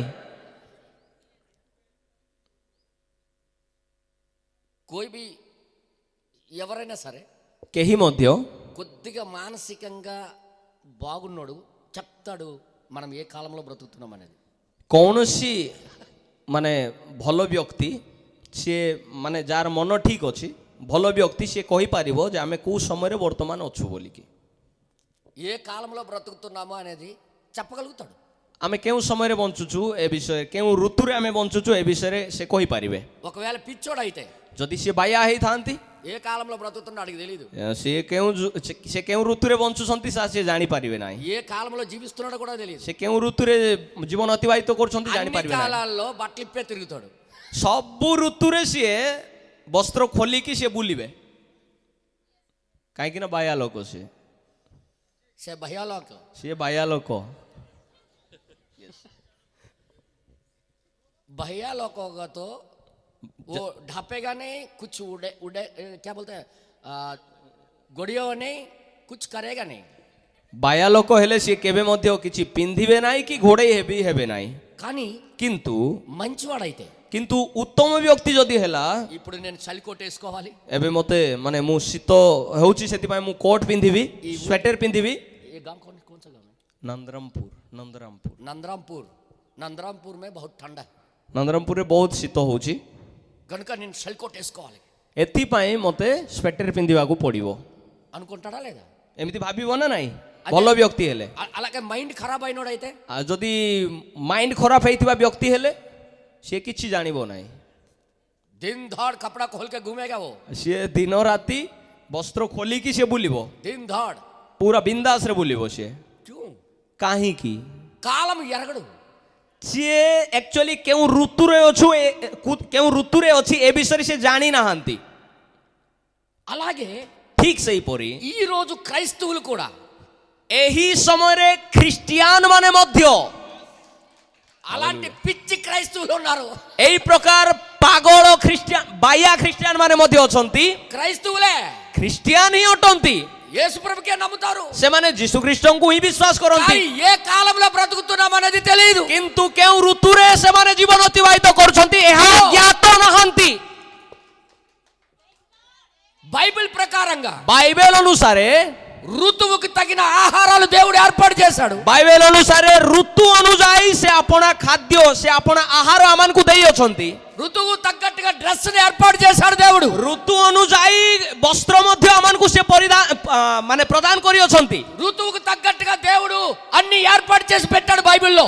ଋତୁ ଅନୁଯାୟୀ ବାଇବେଲରେ ସମସ୍ତ ବିଷୟକୁ ଠିକ କରିକି ସେ ରଖିଅଛନ୍ତି. ఏ ఋతువుకి ఏ డ్రెస్ వేసుకోవాలో, କେଉଁ ଋତୁରେ କେଉଁ ବସ୍ତ୍ର ପରିଧାନ କରିବା କଥା, ఏ ఋతువుకి ఏ ఆహారం తినాలో କେଉଁ ଋତୁରେ କେଉଁ ଖାଦ୍ୟ ଖାଇବା କଥା ఆయన ముందే రాసి పెట్టాడు. ସେ ଅଲରେଡି ବାକ୍ୟରେ ଲେଖିକି ରଖିଅଛନ୍ତି. ఆమేన్. కానీ କିନ୍ତୁ ఋతువులను గమనించకుండా ଋତୁ କେଉଁ ଋତୁରେ ସେ ଅଛି ଏ ବିଷୟକୁ ଧ୍ୟାନ ନ ଦେଇ అన్ని కాలాలు ఒకటేలాగా బ్రతుకుతున్నాడంటే అది పిచ్చోడా? ସବୁ ଋତୁରେ ସମାନ ପରି ବଞ୍ଚୁଥିବା ଲୋକ ସିଏ କଣ ବାୟା ନା କଣ? పిచ్చోడా కాదా? ବାୟା ନା ଆଉ କଣ? పిచ్చోడికి మాత్రమే తెలియదు. ବାୟା ଲୋକ ହିଁ ଜାଣିପାରିବେ ନାହିଁ ଯେ ସିଏ କେଉଁ ଋତୁରେ ఏ ବଞ୍ଚୁଛି. కాలంలో బ్రతుకుతున్నాడు అనేది. ସିଏ କେଉଁ ଋତୁରେ ବଞ୍ଚୁଛନ୍ତି, ଶୀତ ନା ଗ୍ରୀଷ୍ମ ଋତୁ ସିଏ ଜାଣିନାହାନ୍ତି. ఆత్మీయంగా అంతే. ଆତ୍ମୀୟ ଭାବେ ବି ଠିକ ସେହିପରି. मैं सच बोल रहा हूं कि नहीं? ମୁଁ ସତ କହୁଛି ନା ନାଇଁ? సచ్ है कि नहीं? ସତ ନା ମିଛ? అందుకే ଏଥିପାଇଁ ఈ లేఖనము రాయించాడు. ଏହି ବାକ୍ୟକୁ ସେ ଲେଖିଅଛନ୍ତି. కొంతమంది మంచి బుర్ర కలిగిన వాళ్ళకి କିଛି మంచోళ్ళ కోసం କିଛି ଉତ୍ତମ ଲୋକମାନଙ୍କ ନିମନ୍ତେ ఆయన ఏమంటున్నాడో చూద్దాం కొద్దిగా. ସେ କ'ଣ କହୁଛନ୍ତି ଦେଖିବା ଆମେ. 35వ వచనం నుండి మనం చదివితే 35 ପଦରେ ଯଦି ଆମେ ପାଠ କରିବା, బైబిల్లో 35వ వచనం నుండి చదివితే ବାଇବେଲରେ 35 పଦ ଯଦି ଆମେ పాఠ କରିବା, क्या बोल रहा है यहाँ पर? ఇక్కడ ఏమంటున్నాడు చదవండి ఒకసారి. 35 35 ପଦରେ ଲେଖା ଅଛି, మీ నడుమును కట్టుకునండి. ତୁମ୍ଭମାନଙ୍କର କଟି ବନ୍ଧା ଥାଉ. क्या? କ'ଣ ଏଇଟା? నడుమును కట్టుకోవాలా? କଟି ବନ୍ଧା ଥାଉ. ఏదో పని ఉంటే కదా నడుము కట్టుకుంటారు. କ'ଣ କାମ ଥିଲେ ନା ଅଣ୍ଟାରେ ଆମେ ବାନ୍ଧିବା, କଟିକୁ ବାନ୍ଧିବା ଆମେ? क्या? ఏదో పని ఉంది కదా. କ'ଣ କାମରେ ଥିଲେ କା, କ'ଣ କାମ ଥିଲେ କା ଆମେ କଟି ବନ୍ଧନ କରିବା, ଅଣ୍ଟାରେ ବାନ୍ଧିବା? నెక్స్ట్ తర్వాత ఇక్కడ ఏమంటాడంటే, ତାପରେ ସେ କ'ଣ କହୁଛନ୍ତି ଦେଖନ୍ତୁ, చలో మీ దీపములు వెలిగించుకుని నీడి. ଓ ପ୍ରଦୀପ ଜଳୁଥାଉ. कौन सा दीप का बात କେଉଁ ପ୍ରଦୀପ ବିଷୟରେ ସେ କହୁଛନ୍ତି? कौन सा दीप का बारे में बात कर रहा भैया? ସେ କେଉଁ ଦୀପ ବିଷୟରେ, କେଉଁ ପ୍ରଦୀପ ବିଷୟରେ ସେ କହୁଛନ୍ତି ଭାଇମାନେ? అచ్చా, అన్ని వేళలా నువ్వు బ్రతికినట్టుగా బ్రతకూడదైతే. ତାମାନେ అన్ని వేళలా అన్ని కాలంలో బ్రతికినట్టు బ్రతకూడదైతే. ତାମାନେ ସବୁ ଋତୁ ସମାନ ଭାବେ ବଞ୍ଚିଲା ପରେ ଆପଣ ବଞ୍ଚି ପାରିବେ ନାହିଁ. ఇక్కడ ఏదో స్పెషల్ చెప్తున్నాడు ఆయన. ଏଇଟା କିଛି ସ୍ପେଶିଆଲ ସେ କହୁଛନ୍ତି, ఏదో మనకి నేర్పిస్తున్నాడు. ସେ ଆମମାନଙ୍କୁ କିଛି ଶିଖଉଛନ୍ତି. సో ఇక్కడ ఏమంట 36 తమ ప్రభువు పెండ్లి విందు నుండి వచ్చి తట్టగానే అతనికి తలుపు తీయుటకు అతడు ఎల్లప్పుడూ అతడు ఎప్పుడు వచ్చునో అని అతని కొరకు ఎదురు చూచు మనుషుని వలె ఉండండి. ଆଉ ପ୍ରଭୁ ବିବାହ ଉତ୍ସବରୁ ବାହୁଡ଼ି ଆସି ଦ୍ୱାରରେ ମାରିବା ମାତ୍ର ଯେଉଁ ଲୋକମାନେ ତାଙ୍କ ନିମନ୍ତେ ତତ୍କ୍ଷଣାତ୍ ଦ୍ୱାର ଫିଟାଇବାକୁ ଅପେକ୍ଷା କରିଥାନ୍ତି, ତୁମ୍ଭେମାନେ ସେମାନଙ୍କ ପରି ହୋଇ ରହିଥାଅ. హల్లెలూయా. ହାଲେଲୁୟା. ప్రభు వచ్చి ఏ దాసుడు మెలకువగా ఉండుట. ପ୍ରଭୁ ଆସି ଯେଉଁ ଦାସମାନଙ୍କୁ ଜାଗ୍ରତ ଦେଖିବେ. అసలు ఈ మెలకు అంటే ఏంటన్నా? ଜାଗ୍ରତ ବୋଲେ କ'ଣ ଭାଇ? అసలు ఈ జాగ్రత్త అంటే ఏంటి? మెలకు అంటే ఏంటి? ଏ ଜାଗ୍ରତ ବୋଲେ କ'ଣ? నేను అంటున్నా, ମୁଁ କହିଥାଏ, ఒక మంచి బుర్ర అంటే బాగా తలకాయ బుర్ర పనిచేసిన వాడైతే, ଯାହାର ମନ ମାନେ ଯାହାର ମାଇଣ୍ଡ ଭଲ କାମ କରୁଛି, అతనికి ఏ కాలంలో బ్రతుకుతున్నాడో అర్థమైపోద్ది. ସିଏ ଜାଣିବ ଯେ ସେ କେଉଁ ଋତୁରେ ବଞ୍ଚୁଅଛି. ఆడు మెలకుగా ఉంటాడు. ସିଏ ପୁରା ମାନେ ଜାଗ୍ରତ ହେଇକି ରହିବ. వెంటనే ତତ୍କ୍ଷଣାତ୍ చలికాలం రాగానే ମାନେ ଯେତେବେଳେ ଶୀତ ଋତୁ ପଳେଇ ଆସେ, బీరువా తెరిచి ସିଏ କ'ଣ କରିବ, ସେ ଆଲମିରାକୁ ଖୋଲି ఆయన చలికి దొరకకుండా ଆଉ ସିଏ ମାନେ చిత్తుకు ଶୀତ ପାଇଁ ఆ చలికి దొరకకుండా ఆ యొక్క లోపల దాచిన ఆ బీరువాలోని చలి కోట్లన్నీ తీస్తాడు బయటికి. ସିଏ ଶୀତକୁ ସହ୍ୟ ନ କରିପାରି ଆଲମିରା ଭିତରେ ଥିବା ତାର ସମସ୍ତ କୋଟ୍କୁ ସିଏ ବାହାର କରିକି ପିନ୍ଧିବାକୁ ଚେଷ୍ଟା କରିବେ. ఎందుకు? କାହିଁକି? చలికి దొరకకుండా, ସିଏ ଶୀତରୁ ରକ୍ଷା ପାଇବା ପାଇଁ, చలికి తప్పించుకోవాలని ସିଏ ଶୀତରୁ ରକ୍ଷା ପାଇବା ପାଇଁ ఈయన మెలకు కలిగి ఉంటున్నాడు. ସିଏ ସବୁବେଳେ ଜାଗ୍ରତ ହେଇକି ରହିଥାଏ ଶୀତରୁ ବଞ୍ଚିବା ପାଇଁ. వర్షం పడతాయి, ବର୍ଷା ଯଦି ସେମିତି ହୁଏ, వర్షం వెళ్ళిపోతాయి, పడితే పండి నేను తడుస్తాను వెళ్ళిపోతా మార్కెట్కి అంట. ସେ କ'ଣ ମାନେ ଭଲ ମାଇଣ୍ଡ ଥିବା ଲୋକ, ବର୍ଷା ହଉଛି ବର୍ଷା ପଡ଼ିଲେ କ'ଣ ହବ ବୋଲିକି ଏମିତି ମୁଁ ଯିବି ବୋଲିକି କେବେ ଯାଇପାରିବେ ନାହିଁ, ଏମିତି କିଏ ଯାଆନ୍ତି ନାହିଁ. వెంటనే ସିଏ ତୁରନ୍ତ ସେ କ'ଣ କରିବେ, ఎక్కడ గొడుగుందో చూస్తారు, କୋଉଠି ଛତା ଅଛି ସିଏ ଖୋଜିବାର ଆରମ୍ଭ କରିବେ. ఏంటది? କ'ଣଟା? నేను తడిసిపోకుండా ମୁଁ ଓଦା ନ ହେଉ ବୋଲିକି ସେ ଛତା ଖୋଜିବା ଆରମ୍ଭ କରିବେ. అవునా? ହଁ ନା ନାହିଁ? వేసవికాలం అయితే व्यासीकाल मतलब गर्मी का सीजन। ଆଚ୍ଛା ଗ୍ରୀଷ୍ମ ଋତୁ ହେଲେ क्या करोगे? କ'ଣ କରିବେ? ఓ నేను దుప్పట్లు కప్పుకొని వెళ్తానంటారా ఏంటి? ସେ କ'ଣ କହିବେ ନା ମତେ ମୁଁ ସଲ୍ ଘୋଡ଼ାଘୋଡ଼ି ହେଇକି ଯିବି ବୋଲି କହିବ କି ମାନେ ଖରା ଋତୁରେ ଗ୍ରୀଷ୍ମ ଋତୁରେ? అబ్బో దానికి పల్చటి బట్టలు కావాలి నాకు, ମତେ ମାନେ గాలి తాగలని। ମତେ పవନ ଆବଶ୍ୟକ, ହାୱାର ଆବଶ୍ୟକ, କାହିଁକି ନା ବେଶୀ ଝାଳ ବହୁଛି అంటే ବୋଲି। కాలానికి అనుగుణంగా నువ్వు తయారవుతున్నావు అంటే నువ్వు మెలకు కలిగిన వాడివి। ଋତୁ ଅନୁସାରେ ଯେତେବେଳେ ଆପଣ ଜାଗ୍ରତ ମାନେ ପ୍ରସ୍ତୁତ ହଉଛନ୍ତି, ସବୁ ଋତୁକୁ ଆପଣ ଜାଣୁଛନ୍ତି, ଆଉ ଋତୁ ଅନୁସାରେ ଆପଣ ପ୍ରସ୍ତୁତ ହଉଛନ୍ତି ମାନେ ଆପଣ ଜାଗ୍ରତ ହେଉଥିବା ବ୍ୟକ୍ତି ଅଟନ୍ତି। ఎస్, దేవుడు అదే చెప్తున్నాడు, ସଦାପ୍ରଭୁ ଏଇଟା ହିଁ କହୁଛନ୍ତି, మెలకుగా ఉండండి। ଜାଗ୍ରତ ହେଇ ରୁହନ୍ତୁ। ఏ కాలంలో ఏ సమయంలో వస్తాడో କେଉଁ ଦଣ୍ଡରେ କେଉଁ ସମୟରେ ସେ ଆସିବେ, ఆ సమయానికి నువ్వు రెడీగా ఉండాలి। ସେଇ ସମୟରେ ଆପଣ ପ୍ରସ୍ତୁତ ହେଇ ରହିବା ଆବଶ୍ୟକ। అంటే నువ్వు మెలకు కలిగి ఉండాలి। ତା ମାନେ ଆପଣ ଜାଗ୍ରତ ହେଇକି ଅଛନ୍ତି। ఆ జాగరూకత ఈ రోజుల్లో క్రైస్తవుల్లో లేదు। ଆଜିକା ସମୟରେ ଏହି ଜାଗ୍ରତ ଅନେକ ଖ୍ରୀଷ୍ଟିଆନ ମାନଙ୍କ ଠାରେ ଦେଖାଯାଉ ନାହିଁ। చర్చికి వెళ్తున్నామంటే వెళ్తున్నాం, ଚର୍ଚ୍ଚକୁ ଯାଉଛୁ ବୋଲେ ଯାଉଛୁ, కానీ ఏ కాలంలో బ్రతుకుతున్నామంటే କିନ୍ତୁ କେଉଁ ଋତୁରେ କେଉଁ ସମୟରେ ଆମେ ଅଛୁ ଏ ବିଷୟରେ ଜାଣି ନାହାନ୍ତି। మాకొద్దు అవన్నీ, ଆମକୁ ଏ ସବୁ କୋଉ ଋତୁ କୋଉ ସମୟ ଦରକାର ନାହିଁ ବୋଲି କହୁଛୁ। మేము దేవుడికి మొక్కుతున్నాం, ଆମେ ପ୍ରଭୁଙ୍କୁ ମାନେ ଦଣ୍ଡବତ ହଉଛୁ, ఆయన అది అంగీకరించాలా। ଆଉ ସିଏ ଆମମାନଙ୍କ ପ୍ରାର୍ଥନା ଶୁଣନ୍ତି। నువ్వు దేవుడికి ఆజ్ఞ ఇస్తున్నావా ఏంట? ସେ ଆମମାନଙ୍କ ପ୍ରାର୍ଥନା ଶୁଣୁ ମାନେ ଆପଣ କ'ଣ ପ୍ରଭୁଙ୍କୁ ଆଜ୍ଞା ଦଉଛନ୍ତି ନା କ'ଣ? ଏ ପ୍ରଭୁ ଆମର ପ୍ରାର୍ଥନା ଶୁଣ ଆପଣ ବୋଲିକି? నో, ନା, ఆయన అనుకున్నట్టుగా నువ్వు ప్రవర్తించాలి। ସେ ଯେମିତି ଇଚ୍ଛା କରନ୍ତି ସେଇ ଅନୁସାରେ ହିଁ ଆମକୁ ବଞ୍ଚିବାକୁ ହେବ, ଆମ ଇଚ୍ଛା ଅନୁସାରେ। అలాంటప్పుడే ଆଉ ଠିକ ସେଇପରି నిన్ను స్వీకరిస్తాడు ఆయన। దయచేసి మీరు జాగ్రత్త వినాలని కోరుచున్నా। ତାଙ୍କ ଇଚ୍ଛା ଅନୁସାରେ ଯେତେବେଳେ ଆପଣ ପ୍ରସ୍ତୁତ ହେବେ ସେତେବେଳେ ଆପଣଙ୍କୁ ସିଏ ଗ୍ରହଣ କରିବେ। ప్రభు వచ్చి ఏ దాసుడు మెలకుగా ఉండుట కనుగొనునో ఆ దాసుడు ధన్యుడు। అతడు నడుము కట్టుకొని వారిని భోజన పంక్తిని కూర్చొని పెట్టి తానే వచ్చి వారికి ఉపచారము చేయునని మీతో నిశ్చయముగా చెప్పుచున్నాను। మరియు అతడు 2వ జామున వచ్చును, 3వ జాము వచ్చును, 4వ జాము వచ్చును, ఎవరికీ తెలియదు। 37 ପଦ, ପ୍ରଭୁ ଆସି ଯେଉଁ ଦାସମାନଙ୍କୁ ଜାଗ୍ରତ ଦେଖିବେ ସେମାନେ ଧନ୍ୟ। ମୁଁ ତୁମମାନଙ୍କୁ ସତ୍ୟ କହୁଅଛି, ସେ ଆପଣାର କଟିବନ୍ଧନ କରି ସେମାନଙ୍କୁ ଭୋଜନରେ ବସାଇ ନିକଟକୁ ଯାଇ ସେବା କରିବେ। ଆଉ ସେ ଦ୍ୱିତୀୟ କି ତୃତୀୟ ପ୍ରହରରେ, ଚତୁର୍ଥ ପ୍ରହରରେ କିମ୍ବା ପଞ୍ଚମ ପ୍ରହରରେ, అక్కడ ఏం రాశారు? ସେଠି କ'ଣ ଲେଖା ହେଇଛି? జాములు। ସେଠି ଲେଖା ହେଇଛି ପ୍ରହର, ఒక టైం, ଗୋଟେ ସମୟ, కాలం। ଗୋଟେ ସମୟ। ఏ కాలంలో వస్తాడో, କେଉଁ ଋତୁରେ ଆସିବେ, କେଉଁ ସମୟରେ ଆସିବେ, నువ్వు మాత్రం రెడీగా ఉండాలి। ଆପଣ ମାତ୍ର ପ୍ରସ୍ତୁତ ହେଇକି ରହିବା ନିହାତି ଜରୁରୀ। ఇక్కడ కాలాల కోసం ఎందుకు మాట్లాడుతున్నాడు ఈయన? ଏଇଠି କାହିଁକି ସମୟ ବିଷୟରେ କହୁଛନ୍ତି, ପ୍ରହର ବିଷୟରେ କାହିଁକି କହୁଛନ୍ତି? అంటే సమయాన్ని గుర్తించడం మనకి ఎంత అవసరం। ତାର ଅର୍ଥ ସମୟକୁ ଜାଣିବା କେତେ ଯେ ଆମମାନଙ୍କର ଆବଶ୍ୟକ, చెప్పండారా? ହଁ ନା ନାହିଁ? ସେ ସମୟ ବିଷୟରେ ଯଦି କହୁଛନ୍ତି ତାମାନେ ସମୟକୁ ଜାଣିବା ଆମମାନଙ୍କର ବହୁତ ଆବଶ୍ୟକ। మనం గుర్తించాలా లేదా? ସମୟକୁ ଆମେ ଜାଣିବା ଆବଶ୍ୟକ ନା ନାହିଁ? ହଁ ନା ନାହିଁ? ఖచ్చితంగా మనం గుర్తించాలి। ନିଶ୍ଚିତ ଭାବେ ସମୟକୁ ଆମକୁ ଜାଣିବା ଆବଶ୍ୟକ। కాలాన్ని గుర్తించాలి, ସମୟକୁ ଆମେ ଜାଣିବା ଆବଶ୍ୟକ। కాలాన్ని పట్టుకోవాలి। ସମୟକୁ ଋତୁକୁ ଆମେ ଜାଣିବା ଆବଶ୍ୟକ। ఆయన ସେ కాలాల కోసం మాట్లాడుతున్నాడు। ସେ ଏଠି ପ୍ରହର ବିଷୟରେ, ସମୟ ବିଷୟରେ କହୁଛନ୍ତି। 1వ జామ, 2వ జామ, 3వ జామ। ସେ କହୁଛନ୍ତି ପ୍ରଥମ ପ୍ରହର, ଦ୍ୱିତୀୟ ପ୍ରହର, ତୃତୀୟ ପ୍ରହର ବୋଲି। కానీ ఆ దాసుడు, କିନ୍ତୁ ସେଇ ଦାସ ఎవరైనా ఆయనతో బ్రతకాలన్నా, ఆయనతో జీవించాలన్నా మాత్రం ఆయన మెలకుగా ఉండాలి। ଯେକୌଣସି ବ୍ୟକ୍ତି, ଯେକୌଣସି ଦାସ ତାଙ୍କ ସହିତ ଜୀବନ ଅତିବାହିତ କରିବାକୁ ହେଲେ ନିଜେ ଜାଗ୍ରତ ହେଇକି ରହିବାକୁ ପଡ଼ିବ। అప్పుడు పేతురుకి డౌట్ వచ్చింది। ତାପରେ ପିତରକୁ ସନ୍ଦେହ ପଳେଇ ଆସିଲା। పేతురు అంటున్నాడు, ପିତର କହୁଛନ୍ତି, ପ୍ରଭୁ దీని ఉపమాన భావం ఏంటి?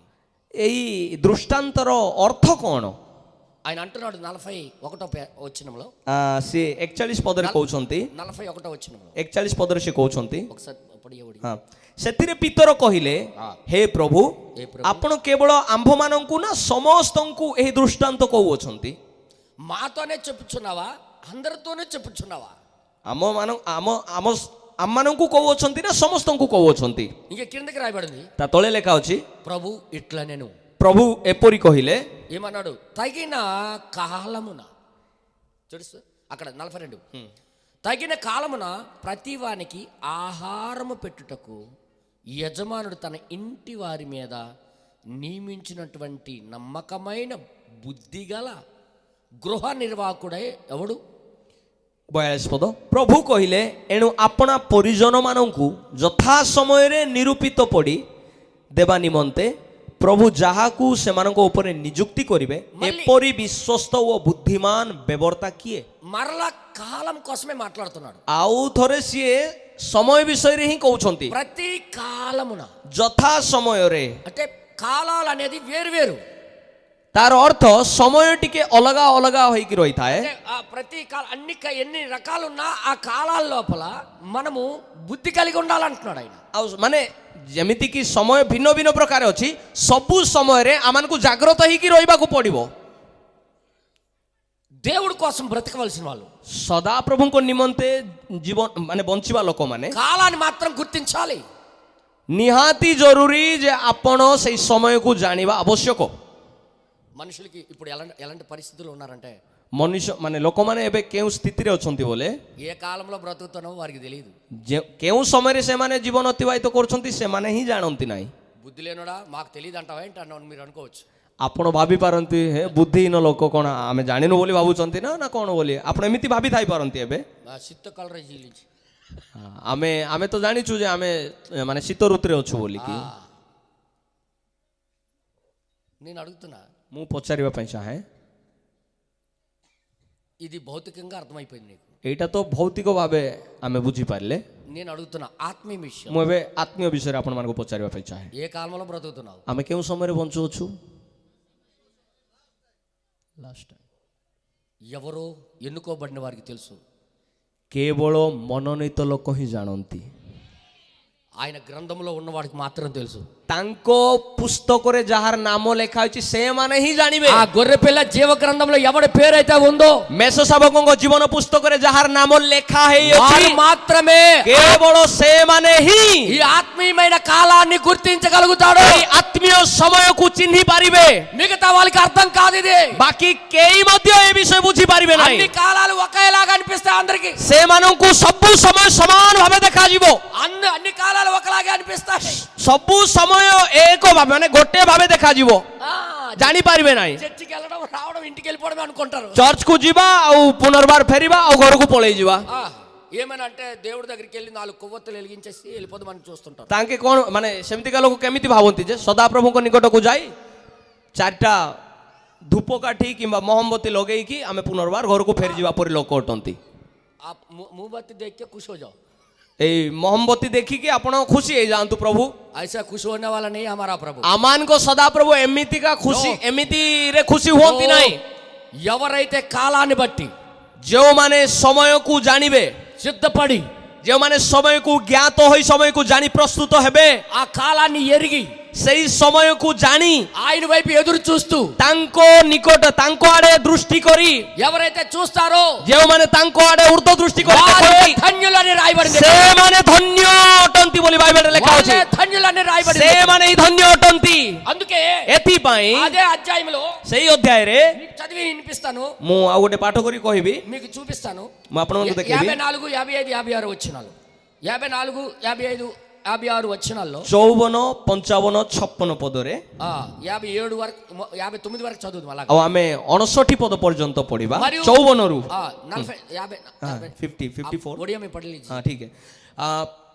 54 54ରୁ 59 ପଦ ପର୍ଯ୍ୟନ୍ତ 54ରୁ ପୁଣି ସେ ଲୋକ ସମୂହକୁ ମଧ୍ୟ କହିଲେ, ପଶ୍ଚିମ ଦିଗରେ ମେଘ ଉଠୁଥିବା ଦେଖିଲେ ସେଇ କ୍ଷଣି ତୁମେ ମାନେ କୁହ ବର୍ଷା ଆସୁଅଛି, ଆଉ ସେଇପରି ଘଟେ। अच्छा क्या क्या जानते हो? କ'ଣ ଲେଖା ଅଛି? ପଶ୍ଚିମ ଦିଗରେ ମେଘ ଉଠୁଥିବା ଦେଖିଲେ।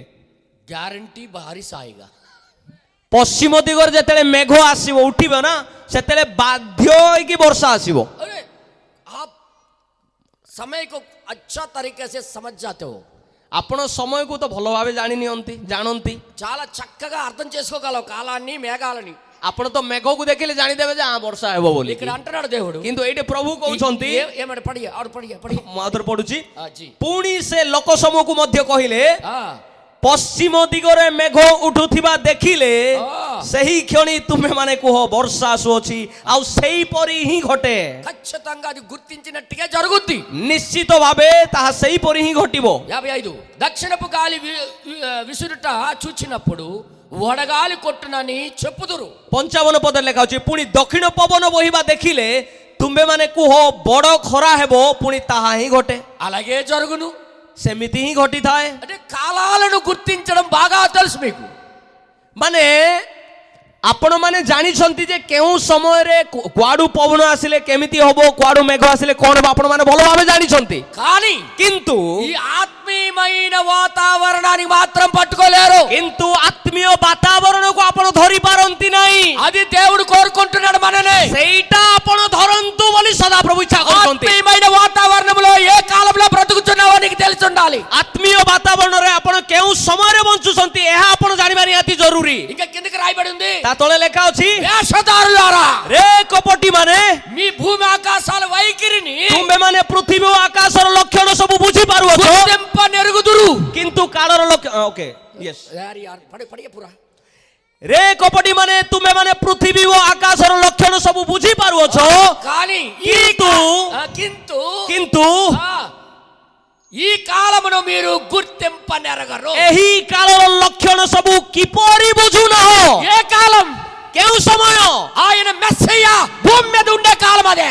ସେଇ ମସିହ ପୃଥିବୀରେ ଥିବା ସମୟକୁ, ఆ దేవుడే శరీరం దాల్చి కిందకు వచ్చే కాలం అదే। ସେଇ ସଦାପ୍ରଭୁ ଶରୀର ଧାରଣ କରି ପୃଥିବୀକୁ ଆସିଥିବା ସମୟକୁ, ఆయన వచ్చి మనిషి కుమారుడిగా పనిచేస్తున్న టైంలో, ସେ ଆସି ମନୁଷ୍ୟ ପୁତ୍ର ଭାବେ ସେବା କରୁଥିବା ସମୟରେ చర్చికి వెళ్ళినోలే, ଚର୍ଚ୍ଚକୁ ଯାଉଥିବା ଲୋକ ହିଁ, దేవుడి భక్తి ఉన్నోలే, ସଦାପ୍ରଭୁଙ୍କ ପ୍ରତି ଭକ୍ତି ରହିଥିବା ଲୋକ ହିଁ ఆ కాలాన్ని గురించి ఎరగలేకుండా ఉన్నారు। ସେଇ ସମୟର ଲକ୍ଷଣକୁ ବୁଝିପାରିଲେ ନାହିଁ। కానీ କିନ୍ତୁ కొంతమంది మాత్రం, କିଛି ଲୋକ, ମାତ୍ର ଅଳ୍ପ କିଛି ଲୋକ, కొంతమంది మాత్రం ଅଳ୍ପ କିଛି ଲୋକ ఏ కాలంలో బ్రతుకుతున్నారు, ସେମାନେ ଯେଉଁ ସମୟରେ ବଞ୍ଚୁଛନ୍ତି, ఏ కాలంలో జీవిస్తున్నారు, କେଉଁ ସମୟରେ ଜୀବନ ଅତିବାହିତ କରୁଛନ୍ତି, వాళ్ళకి అర్థమైంది। ସେମାନେ ବୁଝିପାରିଲେ ఇప్పుడు ఈ కాలంలో ఇలాగ ఈయనకి ఫాలో అవ్వాలి।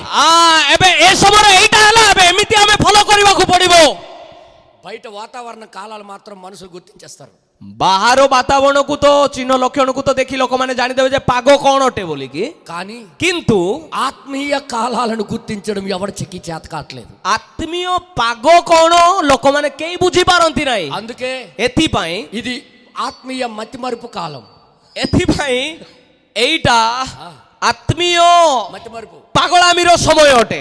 ఆత్మీయ మతిమరుపు మెసేజ్ అయినా ଆତ୍ମୀୟ ଭୁଲ କଳ୍ପନ, మెసేజ్ ଆତ୍ମୀୟ ଭୁଲ କଳ୍ପନ ମେସେଜ ଅଛି।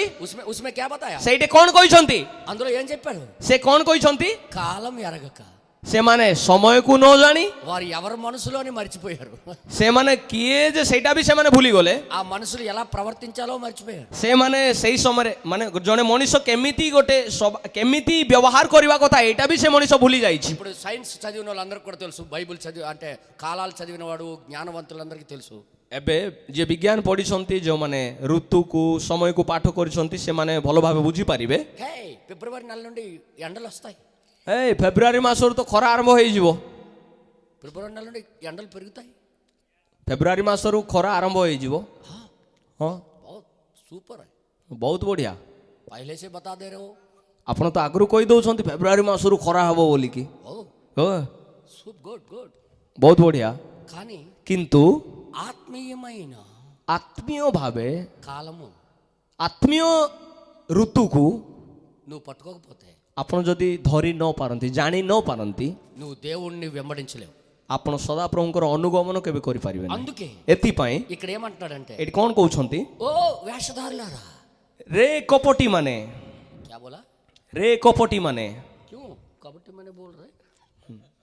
କାହିଁକି ରେ କପଟି ମାନେ ବୋଲି କହୁଛନ୍ତି? మనము సంఘాలకు వెళ్తుంటాం కానీ, ଆମେ ମଣ୍ଡଳୀକୁ ଯାଇଥାଉ, యేసు ప్రభుకి మొక్కుతుంటాం కానీ, ଆମେ ପ୍ରଭୁ ଯୀଶୁଖ୍ରୀଷ୍ଟଙ୍କୁ ଆମେ ପ୍ରାର୍ଥନା କରିଥାଉ, కానీ କିନ୍ତୁ ఆయన చెప్పిన కాలంలో ఏ కాలంలో బ్రతుకుతున్నామో మనకు తెలియదు।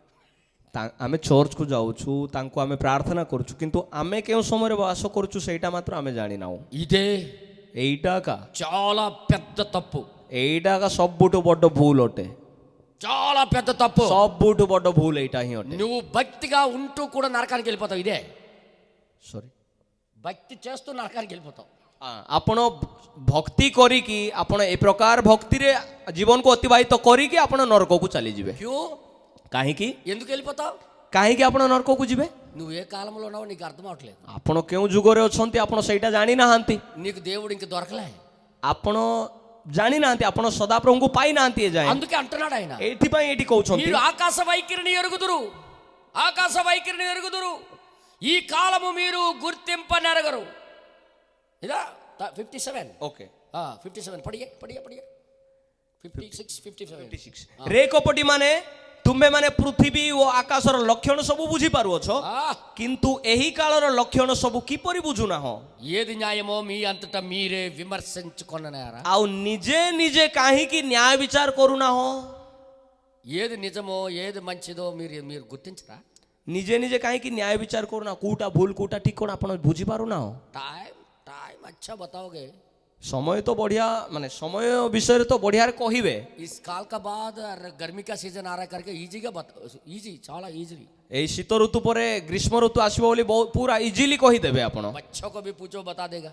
ଛୁଆମାନଙ୍କୁ ପଚାରିଲେ ବି ସେମାନେ କହିଦେବେ ଯେ ଶୀତ ପରେ ଖରା ଆସିବ ବୋଲି. नेक्स्ट कौन सा ऋतु आ रहा है? ୟା ପରେ କେଉଁ ଋତୁ ଆସିବ ଛୁଆମାନେ ବି ଜାଣନ୍ତି. लेकिन କିନ୍ତୁ ఈ రోజు క్రైస్తవులకి ଆଜି ଖ୍ରୀଷ୍ଟିଆନ ମାନଙ୍କୁ, ఏ కాలంలో బ్రతుకుతున్నామో తెలియదు.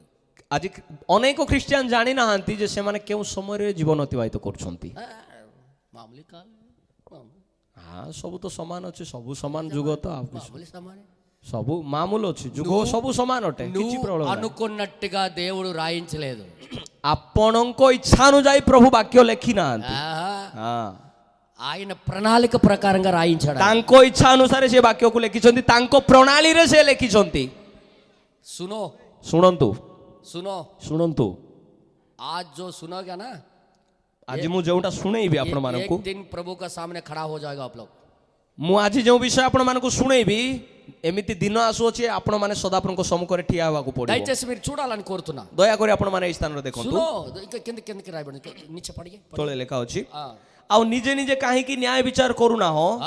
କାରଣ ତୁମ୍ଭର ବିବାଦୀ ସହିତ ଶାସନକର୍ତ୍ତାଙ୍କ ଛାମୁକୁ ଯାଉଥିବା ସମୟରେ ପଥ ମଧ୍ୟରେ ତାହାଙ୍କ ଠାରୁ ମୁକ୍ତ ହେବା ପାଇଁ ଯତ୍ନ କର, କାଳେ ସେ ତୁମକୁ ବିଚାରକର୍ତ୍ତାଙ୍କ ନିକଟକୁ ଟାଣି ଘେନିଯିବେ, ପୁଣି ବିଚାରକର୍ତ୍ତା ତୁମ ପଦାତିକ ହସ୍ତରେ ସମର୍ପଣ କରିବେ, ଆଉ ପଦାତିକ ତୁମକୁ କାରାଗାରରେ ନିକ୍ଷେପ କରିବେ. ఇతనా బడా శిక్ష, ଏତେ ବଡ ମାନେ ଦଣ୍ଡ. ఒకవేళ ଯଦି కాలాన్ని గుర్తించకపోతే, ଯଦି ଆପଣ ସମୟକୁ ଚିହ୍ନି ପାରୁନାହାନ୍ତି, ଯୁଗକୁ ଚିହ୍ନି ପାରୁନାହାନ୍ତି, కటిక చీకట్లోకి వెళ్ళిపోతామా? କଣ ଘନ ଅନ୍ଧକାରକୁ ଚାଲିଯିବା? బైబిల్ బతా రहा है, मैं नहीं बता रहा हूं. ମୁଁ କହୁନାହିଁ, ବାଇବେଲ କହୁଛି କାରାଗାରକୁ ଯିବେ ବୋଲି. బైబిల్ ବାଇବେଲ କହୁଛି ఈ ప్రపంచానికి తీర్పు తీర్చేదే ఈ వాక్యం. ଏଇ ସମଗ୍ର ବିଶ୍ୱକୁ ବିଚାର କରିବ ଏଇ ବାକ୍ୟ ହିଁ. ఈ వాక్యం బట్టే తీర్పు తీర్చబోతున్నాడు దేవుడు. ଏଇ ବାକ୍ୟ ଅନୁସାରେ ସଦାପ୍ରଭୁ ଏଇ ପୃଥିବୀକୁ ବିଚାର କରିବାକୁ ఈ ଯାଉଛନ୍ତି. వాక్య ప్రకారంగా లేకపోతే నిన్ను కూడా దేవుడు తీర్పు తీర్చబోతున్నాడు. ଏଇ ବାକ୍ୟ ଅନୁସାରେ ଯଦି ଆପଣ ବି ନାହାନ୍ତି, ତାହେଲେ ଆପଣଙ୍କୁ ବି ସେ ବିଚାର నువ్వు କରିବେ. ఎంత పెద్దోడు ఆయనకి లెక్క కాదు. ଆପଣ କେତେ ବଡ ଲୋକ, ଆପଣ ସେଇଟା ସଦାପ୍ରଭୁଙ୍କୁ ଦରକାର ହିଁ ନାହିଁ. నువ్వు ఎంత జ్ఞానవంతుడు ఆయనకి అవసరం లేదు. ଆପଣ କେତେ ଜ୍ଞାନବାନ ଅଟନ୍ତି ସେଇଟା ବି ପ୍ରଭୁ ଚାହାନ୍ତି ନାହିଁ. నువ్వు ఎంత డబ్బు ఉన్నాడో ఆయన లెక్కలోకి రాదు. ଆପଣ କେତେ ଧନୀ ଲୋକ, କେତେ ପଇସା ଥିବା ଲୋକ, ତାଙ୍କ ଲେଖାକୁ ହିଁ ଆସିବେ ఎంత ନାହିଁ. బ్యాంక్ బ్యాలెన్స్ ఉందో ఆయనకి లెక్క కాదు. କେତେ ବ୍ୟାଙ୍କ ବାଲାନ୍ସ ଆପଣଙ୍କର ଅଛି ସେଇଟା ବି ତାଙ୍କୁ ଦରକାର ନାହିଁ. కానీ କିନ୍ତୁ ఈ వాక్య ప్రకారంగా నువ్వు లేకపోతే, ଏଇ ବାକ୍ୟ ଅନୁସାରେ ଯଦି ଆପଣ ନାହାନ୍ତି, దేవుడు నీకు న్యాయ తీర్పులో నిలబెట్టి ସଦାପ୍ରଭୁ ଆପଣଙ୍କୁ ବିଚାର ସଭା, ବିଚାର ସ୍ଥାନରେ ଠିଆ କରି కటిక చీకట్లో పంపించబోతున్నాడు. ଆପଣଙ୍କୁ ଘନ ଅନ୍ଧକାରର କାରାଗାରକୁ ପଠେଇବେ. దానికి ముందే ତା ପୂର୍ବରୁ నీకు అవకాశం ఇస్తున్నాడు. ଆପଣଙ୍କୁ ସେ ସୁଯୋଗ ଦେଉଛନ୍ତି. నువ్వు ఒక నిర్ణయం తీసుకొని ଆପଣ ଗୋଟେ ନିର୍ଣ୍ଣୟକୁ ନିଅନ୍ତୁ, ଡିସିସନକୁ ନିଅନ୍ତୁ. సరైన విధానంలో నువ్వు బ్రతకాలని, ଠିକ ଠିକ ଭାବେ ଜୀବନ ଅତିବାହିତ କରିବା ପାଇଁ ଗୋଟେ ନିର୍ଣ୍ଣୟ ନିଅନ୍ତୁ. పాపం విడిచిపెట్టి, ପାପକୁ ପରିତ୍ୟାଗ କରି, పాపాన్ని వదులుకొని, ପାପକୁ ଛାଡି, పాప విషయమే నువ్వు చనిపోయి ପାପ ବିଷୟରେ ଆପଣ ମୃତ୍ୟୁ ହୋଇ దేవుడి కోసం బ్రతకాలని ସଦାପ୍ରଭୁଙ୍କ ଉଦ୍ଦେଶ୍ୟରେ ବଞ୍ଚିବା ପାଇଁ ఆయన వాక్యం రాసి పంపించాడు. ସେ ବାକ୍ୟ ଲେଖିକି ଆପଣଙ୍କ ନିକଟକୁ ପଠେଇଛନ୍ତି. జాగ్రత్తగా వినండి, ଧ୍ୟାନ ସହିତ ଶୁଣନ୍ତୁ, జాగ్రత్తగా వినండి. ଧ୍ୟାନ ସହିତ బైబిల్ ଶୁଣନ୍ତୁ. ప్రకారంగా ବାଇବେଲ ଅନୁସାରେ ముందుగానే ସେ ପୂର୍ବରୁ ముందుగానే మనం సరి చేసుకోబడాలి. ପୂର୍ବରୁ ମାନେ ସମୟ ପୂର୍ବରୁ ଆମମାନଙ୍କୁ ପ୍ରସ୍ତୁତ ହେବାକୁ ପଡିବ. అవకాశం ఇస్తున్నాడు. ସିଏ ଆମମାନଙ୍କୁ ସୁଯୋଗ ଦେଉଛନ୍ତି। దేవుడు అవకాశం ఇస్తున్నాడు। ସଦାପ୍ରଭୁ ଆପଣମାନଙ୍କୁ ମୋତେ ସୁଯୋଗ ଦେଉଛନ୍ତି। నువ్వు నచ్చినట్టుగా బ్రతుకుతే, ଆପଣଙ୍କ ଇଚ୍ଛା ଅନୁସାରେ ଯଦି ଆପଣ ବଞ୍ଚିବାକୁ ଇଚ୍ଛା କରୁଛନ୍ତି, నీకు మనసుకు నచ్చినట్టుగా నువ్వు తిరిగితే, ଆପଣଙ୍କ ମନରେ ଯେମିତି ଲାଗିଲା ଆପଣ ସେମିତି ଯଦି ବୁଲିବେ ଗିରିଗିରି ହେଇ, నీకు తీసుకుని వెళ్ళి పరలోకంలో కూర్చోబెట్టుకోడు ఆయన। ସଦାପ୍ରଭୁ ଆପଣଙ୍କୁ ନେଇକି ସ୍ୱର୍ଗ ରାଜ୍ୟରେ ବସେଇବେ ନାହିଁ। ఆయన చిత్త ప్రకారంగా ఎవరైతే చేస్తారో, ତାଙ୍କ ଇଚ୍ଛା ଯେମିତି ଅଛି ସେ ସେମିତି ହିଁ କରନ୍ତି। వారికి మాత్రమే ఆయన తన పక్కన కూర్చోబెట్టుకుంటాడు। ତାଙ୍କ ଇଚ୍ଛାକୁ ଯିଏ ସାଧନ କରନ୍ତି ତାଙ୍କୁ ହିଁ ସିଏ ନେଇକି ତାଙ୍କ ପାଖରେ ବସେଇବେ ସ୍ୱର୍ଗରେ। ఏ భర్త అయినా ଯେକୌଣସି ସ୍ୱାମୀ ହଉନା କାହିଁକି, నాకు మీరు చెప్పండి, ఏ భర్త అయినా କୌଣସି ସ୍ୱାମୀ వాళ్ళ భార్య ତାଙ୍କ ସ୍ତ୍ରୀ ఆమెకి నచ్చినట్టుగా తిరిగితే, ହଁ ତାଙ୍କୁ ଯଦି କୌଣସି ସ୍ୱାମୀ ତାଙ୍କ ସ୍ତ୍ରୀ, ସେ ସ୍ୱାମୀର ସ୍ତ୍ରୀ ନିଜ ଇଚ୍ଛାରେ ଯଦି ବୁଲିବ, తనకు నచ్చినట్టుగా తిరుగుతుందా, ତାକୁ ଯଦି ତାଙ୍କ ଇଚ୍ଛା ଅନୁସାରେ ଯଦି ସେଇ ସ୍ତ୍ରୀ ଏମିତି ବୁଲିବ, ଇଆଡେ ସିଆଡେ ବୁଲିବ, ఆ భర్త ସେଇ ସ୍ୱାମୀ ଯାଇକି నువ్వు ఎంత తిరిగినా పర్వాలేదు నా ఇంటికి వచ్చి అంటాడా? ସେ କହିବ କି ଯେ ତମେ ଯେମିତି ବୁଲ, ତମ ଇଚ୍ଛା ଅନୁସାରେ ବୁଲ, కానీ ମତେ ବହୁତ ବଢିଆ ଲାଗୁଛି, ଏମିତି କହିବ କି? అంటారా ఏ భర్త అయినా? କୌଣସି ସ୍ୱାମୀ ଏମିତି କହିବେ? कोई भी बोलेगा भैया। କିଏ କଣ କହିବେ ଏମିତି ସ୍ୱାମୀ? మీ భార్య విషయం ఎలాగనుకుంటావంటే, ଆପଣଙ୍କ ସ୍ତ୍ରୀ ବିଷୟରେ ଆପଣ କେମିତି ଭାବନ୍ତି ଯେ నా భార్య ఎవరి వైపు చూడకూడదు, ମୋର ସ୍ତ୍ରୀ କାହାକୁ ଦେଖିବାର ନାହିଁ, ఏ మగోడు వైపు వెళ్ళకూడదు, କୌଣସି ପୁରୁଷ ଆଡେ ଦେଖିବାର ନାହିଁ, ଦୃଷ୍ଟି କରିବାର ନାହିଁ, నాకు మాత్రమే ప్రేమించాలి, କେବଳ ମତେ ସିଏ ପ୍ରେମ କରିବାର ଅଛି। నువ్వేమైనా ఊర్లో ఉన్న వాళ్ళందరికీ ప్రేమించుకోనలే మా భార్య అంటావా ఏంట? କଣ ଭାଇମାନେ ଆପଣ କଣ ଏମିତି କହିବେ କି ଏ ଗାଁରେ ଯେତେ ଜଣ ଅଛନ୍ତି ସମସ୍ତଙ୍କୁ ପ୍ରେମ କର ବୋଲିକି ସ୍ତ୍ରୀକୁ କହିବେ କି? ବିଲକୁଲ ନାହିଁ। అందరితో తిరిగి పర్వాలేదు అంటారా? ସମସ୍ତଙ୍କ ସହିତ ବୁଲ, କିଛି ପ୍ରୋବ୍ଲେମ ନାହିଁ, ଏମିତି କହିବେ କି? నీ భార్య విషయంలో ଆପଣଙ୍କ ସ୍ତ୍ରୀଙ୍କ ବିଷୟରେ స్టాండర్డ్ అయిపోతావు, ପୁରା ଷ୍ଟାଣ୍ଡାର୍ଡ ହେଇଯିବେ ଆପଣ। నాకే ప్రేమించాలి, ମତେ ହିଁ ପ୍ରେମ କରିବାର ଅଛି, నా వైపే చూడాలి, ମୋ ଆଡେ ହିଁ ଦେଖିବାର ଅଛି, తన మనసంతా నేనే ఉండాలి, ତାଙ୍କ ହୃଦୟରେ ତାଙ୍କ ମନରେ ମୁଁ ହିଁ ରହିବାର ଅଛି అనే మనస్తత్వంతోనే అందరికీ చూసుకుంటారు మీ భార్యలకి। ଆପଣ ମାନେ ଏଇ ପ୍ରକାର ଚିନ୍ତାଧାରାରେ ହିଁ ଆପଣ ଆପଣଙ୍କ ସ୍ତ୍ରୀଙ୍କୁ କହିଥାନ୍ତି। దేవుడు తన సంఘానికో, କିନ୍ତୁ ମଣ୍ଡଳୀ ସଦାପ୍ରଭୁ ତାଙ୍କ ନିଜ ମଣ୍ଡଳୀକୁ, ତାଙ୍କ ମଣ୍ଡଳୀକୁ, తన సంఘానికి, ତାଙ୍କ ମଣ୍ଡଳୀକୁ తన నచ్చినట్టుగా చేయమని కోరుతాడా? କଣ ସଦାପ୍ରଭୁ ମଣ୍ଡଳୀକୁ କହିବେ କି ହେ ମଣ୍ଡଳୀ ତମ ଇଚ୍ଛା ଅନୁସାରେ ଜୀବନ ଅତିବାହିତ କର? నో, କେବେ ବି କହିବେ ନାହିଁ, అది జరగని పని, ଏମିତି ହେବ ହିଁ అది ନାହିଁ, జరగని పని। ଏଇ ପ୍ରକାର ଚାନ୍ସ ହିଁ ନାହିଁ।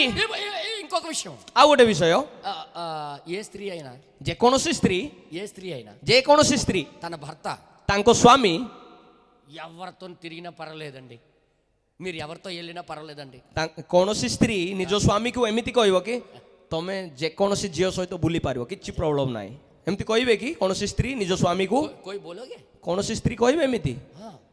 నా భర్త ମୋ ସ୍ୱାମୀ, నాకు సొంతం, ମୋ ସ୍ୱାମୀ ମୋର, ମୋ స్వామి మోర, ମୋ ସ୍ୱାମୀ ମୋର, ఎవరికి వైపు చూడకూడదు, ତମେ କାଆଡେ ଦେଖିବ ନାହିଁ, ఎవరి వైపు అని చూస్తే ସେ କୁଆଡେ ଦେଖିବେ ବୋଲେ ସିଆଡେ କଣ ଦେଖୁଛ, ଏପଟେ ଏପଟେ ଦେଖ ବୋଲି କହିବେ। క్యూ? କାହିଁକି? నీ భర్త ଆପଣଙ୍କ ସ୍ୱାମୀ, నీకే దక్కాలని, ଆପଣଙ୍କ ସ୍ୱାମୀ ଆପଣଙ୍କୁ ହିଁ, ଆପଣଙ୍କ ପାଖରେ ହିଁ ରହିବାର ଅଛି, నిన్నే ప్రేమించాలి, ଆପଣଙ୍କୁ ହିଁ ପ୍ରେମ କରିବାର ଅଛି, నిన్నే చూసుకోవాలి, ଆପଣଙ୍କୁ ହିଁ ଦେଖିବାର ଅଛି। కోరుకుంటుందా లేదా? ଏମିତି ଭାବିବେ ନା ନାଇଁ ଭଉଣୀ ମାନେ? దేవుడు కూడా అంతే, ସଦାପ୍ରଭୁ ବି ଏମିତି ଅଟନ୍ତି। ହାଲେଲୁୟା। అందుకే ଏଥିପାଇଁ ఈ సిస్టమ్ పెట్టాడు ఆయన। ଏଇ ସିଷ୍ଟମ କୁ ସେ ରଖିଲେ ప్రతి ఒక్కడు, ପ୍ରତ୍ୟେକ ବ୍ୟକ୍ତି కాలాన్ని గుర్తించి ଯୁଗକୁ ଚିହ୍ନି ఆ కాల ప్రకారంగా నేను అడుగులేస్తుంటాను, ଏଇ ଯୁଗ ଅନୁସାରେ ସେ ଯେତେବେଳେ ପାଦ ପକାଇଥାଏ, నేను వస్తుంటాను, ଏଇ ଯୁଗରେ ମୁଁ ଆସୁଛି ବୋଲି ସଦାପ୍ରଭୁ ଯେତେବେଳେ କୁହନ୍ତି, కాలం ప్రకారంగా మీతో కలవడానికి వస్తా, ଯୁଗ ଅନୁସାରେ ମୁଁ ଆପଣଙ୍କ ସହିତ ମାନେ ଆପଣଙ୍କୁ ସାକ୍ଷାତ କରିବାକୁ ଆସୁଛି ବୋଲି ସଦାପ୍ରଭୁ କହିବେ। అలాంటప్పుడు ସେଇ ସମୟରେ నన్ను మీరు పట్టుకోవాలి, ସେତେବେଳେ ଆପଣ ମତେ ଧରିବାର ଅଛି ବୋଲିକି ପ୍ରଭୁ କହିବେ। దయచేసి మీరు వినాలని కోరుతున్నా। ଧ୍ୟାନ ସହିତ ଆପଣ ଶୁଣନ୍ତୁ, బైబిల్ ବାଇବେଲ సత్యం, ସତ୍ୟ ଅଟେ, బైబిల్ నిజం, ବାଇବେଲ ସତ୍ୟ ଅଟେ, అబద్ధాలు చెప్పే గ్రంథం కాదు ఇది। ବାଇବେଲରେ କେବେ ବି ମିଥ୍ୟା ଲେଖା ହୋଇନାହିଁ, ଏଇଟା ମିଥ୍ୟା ଲେଖା ହେଇଥିବା పుస్తକ ନୁହେଁ। నీకు అర్థం అవ్వకాది, నీకు తప్పు కనిపించొచ్చేమో, ଆପଣ ନ ବୁଝିକି ଆପଣଙ୍କୁ ଭୁଲ ଲାଗିପାରେ, కానీ କିନ୍ତୁ ఇందులో ఏ తప్పు లేదు, ଏଇଠି କୌଣସି ଭୁଲ ନାହିଁ, 100% రైట్। 100% ଠିକ ଅଟେ। దయచేసి మీరు వినాలని కోరుతున్నా. ଦୟାକରି ଆପଣମାନେ ଶୁଣନ୍ତୁ। ఈ కాలం ఎరగకపోవడమే ଏହି ଯୁଗକୁ ଆମେ ଯେତେବେଳେ ନ ବୁଝୁ మనుషులు ମଣିଷମାନେ ଲୋକମାନେ పాపంలో ఇరికిపోయి ఉండిపోతున్నారు. ଏଇ ଯୁଗକୁ ନ ବୁଝିକି ଏଇ ସମୟକୁ ନ ଜାଣିକି ଲୋକମାନେ ପାପରେ ପତିତ ହଉଛନ୍ତି। పాపంలో ఇరికిపోతున్నారు. ପାପରେ ମାନେ ପାପର ଜାଲରେ ଫସି ଯାଉଛନ୍ତି। ఎస్ ହଁ, లేకపోతే పాపము పెద్ద విషయంగా తప్పించుకోవడం. ଯଦି ନାହିଁ ତ ପାପ ଏତେ ବଡ଼ ବିଷୟ ନାହିଁ ଯୋଉ ପାପରୁ ଆମେ ବାହାରି ପାରିବା, ଏତେ ବଡ଼ ବିଷୟ ନାହିଁ। କିନ୍ତୁ ଯୁଗକୁ ନ ଜାଣିକି ଲୋକମାନେ ଫସି ଯାଉଛନ୍ତି ପାପରେ। దేవుడు చెప్పాడు ସଦାପ୍ରଭୁ କହିଛନ୍ତି పాపం యొక్క బలము ఇరిగిపోయింది. ପାପର ବଳ ଭାଙ୍ଗି ଯାଇଛି, ପାପର ନାହୁଡ଼ ଭାଙ୍ଗି ଯାଇଛି, పాపం యొక్క గొలుసులు తెంపబడ్డాయి. ପାପର ଶିଙ୍କୁଳି ଛିଣ୍ଡି ଯାଇଛି। ఆ పాపానికి అంత బలం లేదు. ଆଉ ସେଇ ପାପର ସେତିକି ଶକ୍ତି ଆଉ ନାହିଁ, କାହିଁକି ଛିଣ୍ଡି ଯାଇଛି। దాని బలము కలవరి సిలువలో ఆయన ఇరిచేశాడు. ତାଙ୍କ ସେଇ ପାପର ବଳକୁ ସଦାପ୍ରଭୁ କାଲବାରୀ କ୍ରୁଶରେ ଭାଙ୍ଗି ଦେଲେ, ଛିଣ୍ଡେଇ ଦେଲେ। బలము లేని దానికి ఈ రోజు బందీలైపోయారు. ఈ రోజుల్లో ଲୋକମାନେ ଯୋଉଟାରେ ବଳ ନାହିଁ ସେଇ ବଳ ନଥିବା ଦୁର୍ବଳରେ ଲୋକମାନେ ବାନ୍ଧି ହେଇଯାଇଛନ୍ତି। కానీ କିନ୍ତୁ ఈ కాలాన్ని ఎరగకపోవడమే, ଏହି ଯୁଗକୁ ନ ଜାଣିବା ఈ ଦ୍ୱାରା, కాలాన్ని ఎరగకపోవడమే ଏହି ଯୁଗକୁ ନ ଚିହ୍ନିବା ଦ୍ୱାରା పాపానికి బందీలైపోతున్నారు. ଲୋକମାନେ ପାପରେ ବାନ୍ଧି ହେଇଯାଉଛନ୍ତି। వాళ్ళకి తాగాలని ఉండదు. ତାଙ୍କ ପାଖରେ କୌଣସି ସେମାନେ କୌଣସି ପିଇବା ପାଇଁ ଇଚ୍ଛା ତ କରନ୍ତି ନାହିଁ, కానీ తాగుతుంటారు. କିନ୍ତୁ ପିଅନ୍ତି ମଦ। క్యూ? କାହିଁକି? ఆయన చేతుల్లో ఆయన లేడు. ତାଙ୍କ ହସ୍ତରେ ଇଏ ନାହାନ୍ତି। ଏଇ ବ୍ୟକ୍ତି ଯିଏ ପିଉଛି ఆయన చేతుల్లో ఆయన లేడు. ତାଙ୍କ ହସ୍ତରେ ତ ଇଏ ନାହାନ୍ତି। పాపం చేతుల్లో ఉన్నాడు. ଇଏ ବର୍ତ୍ତମାନ ପାପର ହାତରେ ଅଛନ୍ତି। నువ్వు పాపం చేతిలో నీ జీవితంలో నీ హృదయంలో పాపం నువ్వు పట్టుకొని ఉందనుకోండి, ଯଦି ଆପଣଙ୍କ ଜୀବନରେ ଆପଣ ଯଦି ପାପକୁ ଧରିକି ରହନ୍ତି, ఆ పాపం నిన్ను పట్టుకొని ఉందనుకోండి, ଆଉ ଯଦି ସେଇ ପାପ ଆପଣଙ୍କୁ ଏମିତି ଧରିକି ଅଛି, నీకు ఇష్టం లేకపోయినా ଆପଣଙ୍କୁ ଇଚ୍ଛା ନଥିଲେ ବି, అయినప్పటికీ ଆପଣଙ୍କୁ ଇଚ୍ଛା ନଥିଲେ ସୁଦ୍ଧା నీతో చేయిస్తుంటది. ଆପଣଙ୍କୁ ସିଏ ପାପ କରେଇବ। କାହିଁକି ନା ସିଏ ଆପଣଙ୍କ ସେ ପାପ ଆପଣଙ୍କୁ ଧରିଛି, ଆପଣଙ୍କ ଇଚ୍ଛା ନଥିଲେ ବି ଆପଣ କରିବେ ହିଁ କରିବେ ସେ ପାପ। బందీ हो गया उसको. ସିଏ ବନ୍ଧନ ହେଇଯାଇଛି। ఆ బంధకాల్లో నువ్వు ఉన్నావు కాబట్టి అది నీ చేత చేయిస్తుంది. ଆପଣ ସେଇ ବନ୍ଧନରେ, ସେଇ ପାପର ବନ୍ଧନରେ ଅଛନ୍ତି, ଏଥିପାଇଁ ଆପଣ ସେଇ ବନ୍ଧନ ହିଁ, ସେଇ ପାପ ହିଁ ଆପଣଙ୍କୁ କରାଉଅଛି। కానీ దేవుడికి నువ్వు బందీ అయిపోతాయి. କିନ୍ତୁ ସଦାପ୍ରଭୁଙ୍କ ଦ୍ୱାରା ଆପଣ ଯଦି ବନ୍ଦୀ ଅଟନ୍ତି, దేవుడు కూడా ସଦାପ୍ରଭୁ ବି నీకు ఇష్టం లేకపోయినా ఆయన నీతో చేయిస్తుంటాడు. ఆయన ଆପଣଙ୍କୁ ଇଚ୍ଛା ନଥିଲେ ବି ସିଏ ଆପଣଙ୍କ ଦ୍ୱାରା ସେଇ କାମ କରେଇବେ, କାରଣ ଆପଣ ସଦାପ୍ରଭୁଙ୍କ ଦ୍ୱାରା ବନ୍ଦୀ ହେଇକି ଅଛନ୍ତି। అందుకే ప్రతి ఒక్కరు కూడా జాగ్రత్త వినాలి. ଏଥିପାଇଁ ପ୍ରତ୍ୟେକ ଜଣ ଧ୍ୟାନ ସହିତ ఈ ଶୁଣନ୍ତୁ। కాలం ఎరగకపోవడమే, ଏହି ଯୁଗକୁ ନ ଜାଣିବା ଦ୍ୱାରା, ఈ ఈ క్రీస్తును అందుకోకపోవడం, క్రీస్తుని పట్టుకోకపోవడం, ଏହି ଖ୍ରୀଷ୍ଟଙ୍କୁ ନ ଜାଣିବା ଦ୍ୱାରା, ଖ୍ରୀଷ୍ଟଙ୍କ ପାଖକୁ ନ ପହଞ୍ଚି ପାରିବା ଦ୍ୱାରା, द्वारा नहीं, एक बार सुनिए, జాగ్రత్త सुनिए, अच्छा सुनिए, ఈ కాలమును తెలుసుకోకపోవడం, ఓకే, ଏହି ଯୁଗକୁ ନ ଜାଣିବା ଦ୍ୱାରା యేసుకు పकड़ नहीं पा रहे, ସେମାନେ ଯୀଶୁଙ୍କୁ ଧରି ପାରନ୍ତି ନାହିଁ। అగర్ ఒకవేళ కాలాన్ని ఎరిగితే, ଯଦି ଯୁଗକୁ ଜାଣି ଯାଆନ୍ତି, దేవుడు మనకు దొరికినట్టే. ସଦାପ୍ରଭୁ ଆମେ ସଦାପ୍ରଭୁଙ୍କୁ ପାଇଲୁ ବୋଲି ଜାଣିବା କଥା। अभी अभी अभी मैं एक बात बता रहा हूँ. ମୁଁ ଗୋଟେ ବିଷୟ କହିବି। अभी कोई भी जाके आम का पेड़ के पास जाके मेरे को दे, फल दे बोलेगा? କିଏ ମଧ୍ୟ ଏବେ ଆମ୍ବ ଗଛ ପାଖକୁ ଯାଇକି ମତେ ଆମ୍ବ ଦିଅ ବୋଲି କହିବେ କି? କାହିଁକି କହିବେ ନାହିଁ? ये सीजन नहीं है. ଏଇଟା ତ ସିଜନ ନାହିଁ ନା, ଆନ୍ ସିଜନ ଅଟେ। आम सीजन है क्या ये?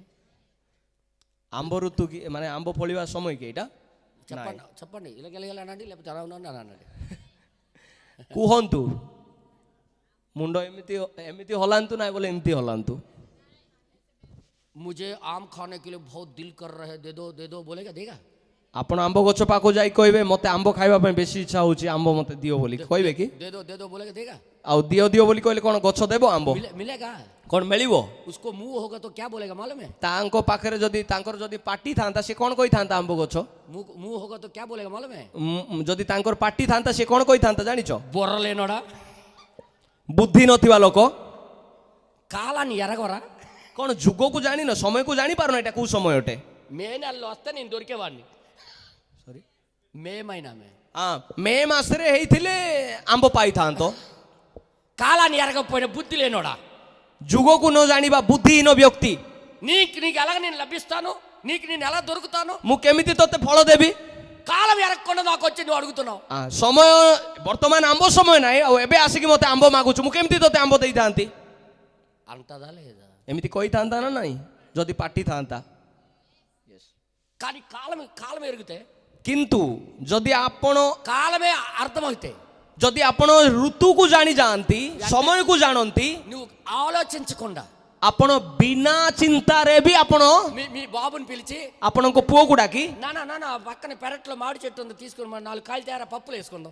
ପୁଅ ସେଇଠି କିଛି ଆମ୍ବ, ମାନେ ସମୟ ଯଦି ଆପଣ ଜାଣନ୍ତି ତାହେଲେ ଆପଣ ମାନେ ଆମ୍ବ ସମୟ ବୋଲି ଜାଣିଲେ, ଏବେ ଆପଣ ଆମ୍ବ ଋତୁ ବୋଲି ଜାଣିଲେ, ଏବେ ଆପଣଙ୍କ ପୁଅକୁ ଡାକିକି ଆପଣ କହିବେ ଯାଅ ସେଠି ଆମ୍ବ ଗଛରେ ଆମ୍ବ ଅଛି, ଆମ୍ବ ଦିଟା ଆଣେ, ଆମେ ଖଟା କରି ଖାଇବା। ଗ୍ୟାରେଣ୍ଟି ମିଲେगा, ସେ ଗ୍ୟାରେଣ୍ଟି ଭାବେ ଆମ୍ବ ମିଳିବ, କାହିଁକି ନା ଆମ୍ବ ସମୟ ସେଇଟା।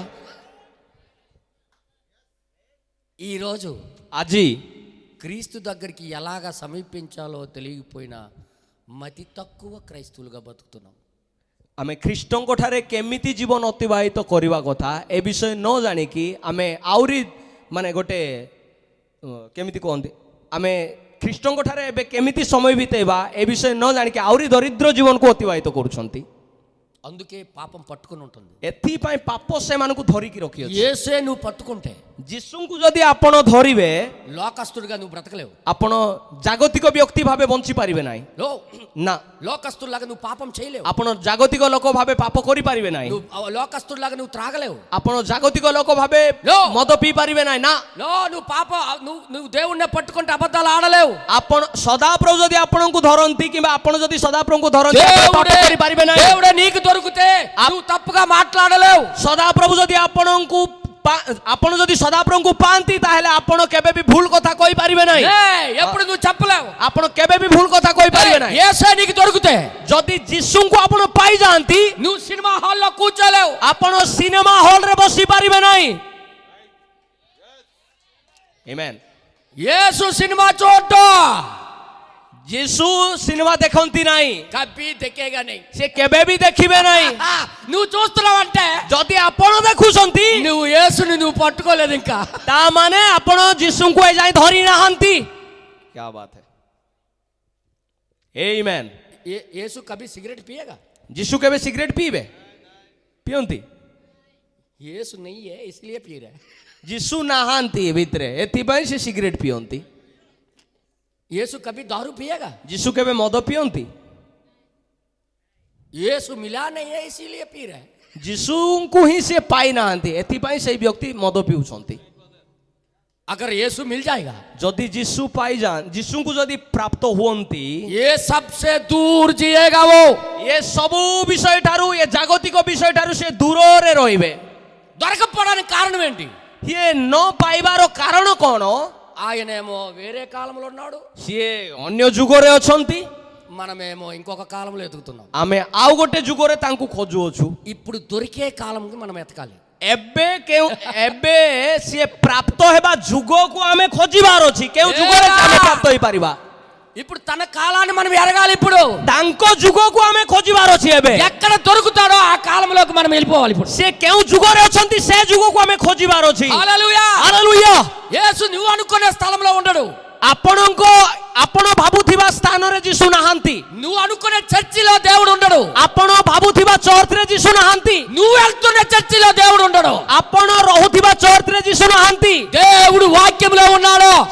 ସଦାପ୍ରଭୁ ବାକ୍ୟରେ ଅଛନ୍ତି। వాక్యము దగ్గరికి నువ్వు రావాలి। ବାକ୍ୟ ନିକଟକୁ ଆପଣଙ୍କୁ ଆସିବାକୁ ହେବ। వాక్యము చెప్పిందే మనం చేయాలా। ବାକ୍ୟ କହିବା ଅନୁଯାୟୀ ଆମେ କରିବାକୁ ପଡିବ। అప్పుడు ఆ యేసయ్య నీకు దొరుకుతాడా। ତାପରେ ଯୀଶୁ ଆପଣଙ୍କୁ ପାଇବେ, ମାନେ ଆପଣ ଯୀଶୁକୁ ପାଇବେ। నీ జీవితంలో ఉన్న పాపాలన్నీ మాయమైపోతాయి। ଆପଣଙ୍କ ଜୀବନରେ ଥିବା ସମସ୍ତ ପାପ ମାୟା ହେଇଯିବ। అది వదులుకోవాలంటే, ଯଦି ସେ ସମସ୍ତ ଛାଡ଼ିବାକୁ ହେଲେ, పాపము నిన్ను వదలాలంటే, ପାପ ଯଦି ଆପଣଙ୍କୁ ଛାଡୁ ବୋଲି ଆପଣ ଯଦି ଭାବୁଛନ୍ତି, నీ దగ్గర యేసు ఉండాలా। ଆପଣଙ୍କ ପାଖରେ ଯୀଶୁ ରହିବା ଜରୁରୀ। యేసు లేకుండా ଯୀଶୁ ଯଦି ନାହାନ୍ତି, ఎవడు కూడా పాపము నుండి తప్పించుకోలేడు। ଯୀଶୁ ଯଦି ନାହାନ୍ତି, ଆପଣ କେବେ ମଧ୍ୟ ପାପରୁ ଦୂରେଇ ଯାଇପାରିବେ ନାହିଁ। ఆయన ఒక్కడే పాపం మీద విజయం పొందినవాడు। ସେ ଏକମାତ୍ର ସଦାପ୍ରଭୁ ଯିଏକି ପାପ ଠାରୁ ଜୟ ଲାଭ କରିଅଛନ୍ତି। మరణము నుండి జయం పొందినవాడు ఆయన ఒక్కడే। ମରଣରୁ ବିଜୟ ଲାଭ କରିଅଛନ୍ତି। పునరుత్థానము కలిగినవాడు ఆయన ఒక్కడే। పునరుత్థిత ଯୀଶୁ ଜଣେ ହିଁ ଅଟନ୍ତି। ఆయన ఎక్కడ ఉంటే ସିଏ ଏଇ ସ୍ଥାନରେ जदि अछंती అక్కడ పునరుద్ధానం ఉంది, से जेउ स्थान अछंती सैठी पुनरुत्थान होइथाए, అక్కడ విజయం ఉంది, सैठी विजय हासिल करिवार होइथाए, పాపం మీద విజయం ఉంది అక్కడే. सेई स्थान रे जय अछि. ఒకవేళ ఆయనే దొరకకపోతే जदि आपण तांकु प्राप्त होई पारि नाहांती అందరిలాగే अन्य लोकंको परी అందరిలాగే अन्य समस्तंको परी आप झूठ बोलते रहोगे, आपण मिथ्या कहि चालिबे, दारू पीते रहोगे, मद पी चालिबे, పాపం చేస్తూనే ఉంటావు, पाप करिकी चालिबे, लड़की लोग को बीट मारते रहोगे. आउ झियो मानकु देखिकी कमेंट करी रहिबे. कमेंट ने बीट बीट बिट बीट मतलब क्या बोल गया, लाइन मारते रहोगे. झियो पिला मानकु लाइन मारिकी रहिबे. जदि जीसु नाहांती क्या क्यों क्यों मार रहे? काहे एमिति చర్చిలోకి వెళ్ళి కూడా चर्च को भी जाई कि केते जण లేడీస్ వైపు చూసి केवल झियो मानकु आडकु देखंती एमिति. क्यों क्यों क्यों काहे एमिति ఎందుకు అలా చూస్తున్నాడు? काहे एमिति देखुछंती. యేసు नहीं है. जीसु नाहांती एथि पाए. యేసు ఉంటే जदि जीसु अछंती నీ చూపు పరిశుద్ధంగా ఉంటది, आपणकर चाहाणी ही पवित्र होई जीवो. ఆలోచనలు పవిత్రంగా ఉంటాయి, आपणकर चिंताधारा पवित्र होई जीवो. నీ హృదయ తలంపులు కూడా పవిత్రంగా ఉంటాయి. आपणकर हृदयर विषय वस्तु भी पवित्र होई जीवो. పాపానికి బానిస కాలేవు. आपण पाप निकटरे केबे मध्य दास होई पारिबे नाही. అయితే యేసు ఎందుకు దొరకట్లేదు? हेले जीसु काहे कि आपण जीसु को काहे कि पाई पारु नाहांती. కాలం గట్టి ఆయనకి మనం ఎతకలేదు. काल जुग को न जानी आमे तांकु धरि पारिबा नाही. केउ जुगरे अछंती एटा न जानि आमे धरि पारिबा नाही. అందుకే एथि पाई ఆ రోజు యేసు ప్రభు యూదుల మధ్యలోకి వచ్చినా एथि पाई से समय रे जीसु ख्रीष्ट जिहुदी मानक मध्य को आसिले भी వాళ్ళ మధ్యలో సంచరించినా तांको मध्य तांको गहन रे चलाबुला कले, ఎన్ని అద్భుతాలు సూచక్రియలు చేసినా, एते अद्भुत आश्चर्य कर्म कले भी వారి కళ్ళ ముందు జరిగించినా, तांको चक्षु सम्मुख रे एते सब महान घटना घटिले भी దేవుణ్ణి కలుసుకోలేకపోయారు. से माने सदा प्रभु को चिन्ही पारले नाही. क्यों? काहे की ఎందుకు? वाరు ఏ కాలంలో బ్రతుకుతున్నారో మర్చిపోయారు. कारण से माने केउ जुगरे अछंती ए विषय भूली जाइथिले. ग्लोरी కాలాన్ని లెక్కించలేకపోయారు. से माने जुगो को ही माने जुगो को ध्यान ही देले नाही. కాలాన్ని ఎరగకపోతే, जुगो को जदि न जानंती, समय को जदि न जानंती, యేసు నీకు దొరికేవాడు కాదు. जीसु आपणंकु आपण जीसु को पाई पारिबे नाही. బైబిల్లో बाइबल रे పలానా కాలమున, बाइबल रे गोटे अमुको जुगरे ఒక కాలమున गोटे जुगरे పలానా దగ్గర ఉంటా, गोटे सॉरी పలానా దగ్గర ఉంటా అంటే పలానా ప్లేస్ లో ఉంటా, ఇంకొక స్థలంలో ఉంటా. आउ गोटे जगार रहिबे. ఈ కాలమున ఇంకొక దగ్గర ఉంటా. एही समय रे आउ गोटे जगार थिबे. एही जुगरे आउ गोटे जगार थिबे. ఈ కాలమున మరొక స్థలంలో ఉంటా. एही जगारे एही जुगरे आउ गोटे जगार थिबे. ఈ కాలమున వారి దగ్గర ఉంటా. एही जुगरे आउ गोटे जगार थिबे. ఆ కాలమున అక్కడ ఉంటా एही जुगरे सेही स्थान रे थिबे అని బైబిల్లో ముందే రాయించాడు. एमिति बाइबल रे आगरु ही लेखा हेछि. ఇప్పుడు ఆ కాలం ప్రకారంగా ఆయనకి ఎతకాలి. एबे से जुग अनुसार आमे तांकु खोजिबाकू पड़िबो. केउ जुगरे से अछंती, ఎక్కడ ఎక్కడ ఉన్నాడో ఇప్పుడు కనుగోవాలి. वर्तमान से केउठी अछंती सेटा हमकु खोजिबाकू पड़िबो. ఇదే మిస్టేక్ యూదులు చేశారు. एही भूल ही एही त्रुटि ही जिहुदी माने करथिले. అదే మిస్టేక్ ఈ రోజు క్రైస్తవులు చేస్తున్నారు. आ सेही समान त्रुटि आज क्रिश्चियन लोक माने करछन. అందుకే एथि पई ఏం రాశాడు బైబిల్లో? లూకా సువార్త एथि पई बाइबल लूक लिखित सुसमाचार रे 19 అధ్యాయం 19 अध्याय లూకా సువార్త लूक लिखित सुसमाचार 19 అధ్యాయం 19 अध्याय 41వ వచనం నుండి మనం కొద్దిగా చదివితే 41 पदरु आमे टिके पढिबा. చదువుదాం ఒకసారి. 41వ వచనం ठीक आमे पढिबा. आउ जेतेबेले से निकट को आसिले सेतेबेले नगर को देखि ताहा निमंते रोदन कले. ఎవరు ఏడుస్తున్నారు? किए एठी रोदन करूछंती? యేసు. जीसु ప్రభు. प्रभु రోరా భయ్యా. प्रभु रोदन करूछंती. క్యూ క్యూ काहे की ఎందుకు ఏడుస్తున్నాడో చూడండి ఇక్కడ. काहे की से रोदन करूछंती देखंतु. చూడండి కింద పడి. तू जदि आज शांतिर विषय गुड़िक जानी थांतु मात्र एबे से गुड़िक तो दृष्टि रे गुप्त होई रही अछि. क्या क्या बोल रहा है? कौन लिखा अछि?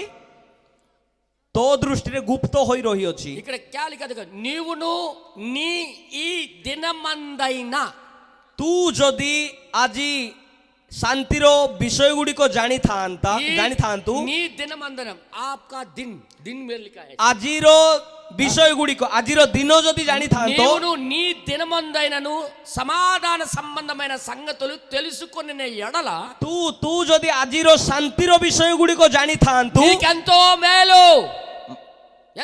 మేలు केते बढ़िया हुंता కానీ ఇప్పుడు అవి किंतु वर्तमान ఈ కన్నులకు మరుగు చేయబడినది तो दृष्टि रे यह गुप्त होई रही अछि వారి కాలాన్ని వాళ్ళు గుర్తించలేకపోయారు से मानको समय से मानको जुग से माने चिनी पाले नहीं వారికి సమాధాన పరచడానికి దేవుడే దిగి వచ్చాడు అక్కడికి से मानको निकट रे शांति देवा निमंते सदा प्रभु ओल्हे आसीथिले కానీ ఆ కాలాన్ని గుర్తించలేకపోయారు किंतु से माने से जुग को जानी पाले नहीं से समय को जानी पाले ఆ नहीं కాలాన్ని గుర్తించకపోయినందుకు से जुग को से समय को न जानिबा द्वारा వాళ్ళకి ఎక్కడికి వెళ్ళిపోతారో మీకు చూపిస్తాను से माने केउ स्थान को जिबे आमे देखिबा చూడండి ఇక్కడ రాయబడింది చదవండి एटे देखंतु लेखा अछि కానీ ఇప్పుడు అవి నీ కన్నులకు మరుగు చేయబడినవి तो दृष्टि रे गुप्त होई रही अछि ప్రభు నిన్ను దర్శించిన కాలమును నువ్వు ఎరగకుంటివి సమస్య కహా హై సమస్య కహా హై 43 जेनु तो ऊपर कृपा दृष्टि समय तू न जानिबा हेतुरु ସମୟ करके लिखा है ସମୟ जेउ समय रे तो शत्रु माने तोर चारियाडे बंधा होई तोते घेरी जिबे अवरोध करबे चले जाएगा नहीं इसमें इसमें 43 में क्या लिखा है उसमें ఇక్కడ రాబడింది ప్రభు నిన్ను దర్శించిన కాలమున నువ్వు ఎరగకుంటివి जेनु तो ऊपर कृपा दृष्टि रो समय तू न जानिबारु నో జనివారు न जानिबारु समय समय तू न जानिबा हेतुरु प्रभु सदा प्रभु उसको मिलने का एक टाइम था सदा प्रभु प्राप्त हेबार गोटे समय थिला सदा प्रभु को पाइबा पई गोटे समय थिला वो देख नहीं पाया इन लोग केई मध्य ता देखि पारले नाही అది చూడలేకపోయారు వీళ్ళు से माने देखि पारले नाही ఆ కాలమునే सेई जुगरे सेई समय रे మీరు చూడలేకపోయారు కాబట్టి आपण देखि आपण न जानिबा हेतुरु ఇప్పుడు మీరు वर्तमान आपण మీరు శత్రు చేతుల్లోకి వెళ్ళిపోతున్నారు एबे आपण एबे शत्रु माने तोर चारियाडे बांधी होई तोते घेरी जाई अवरोध करिवे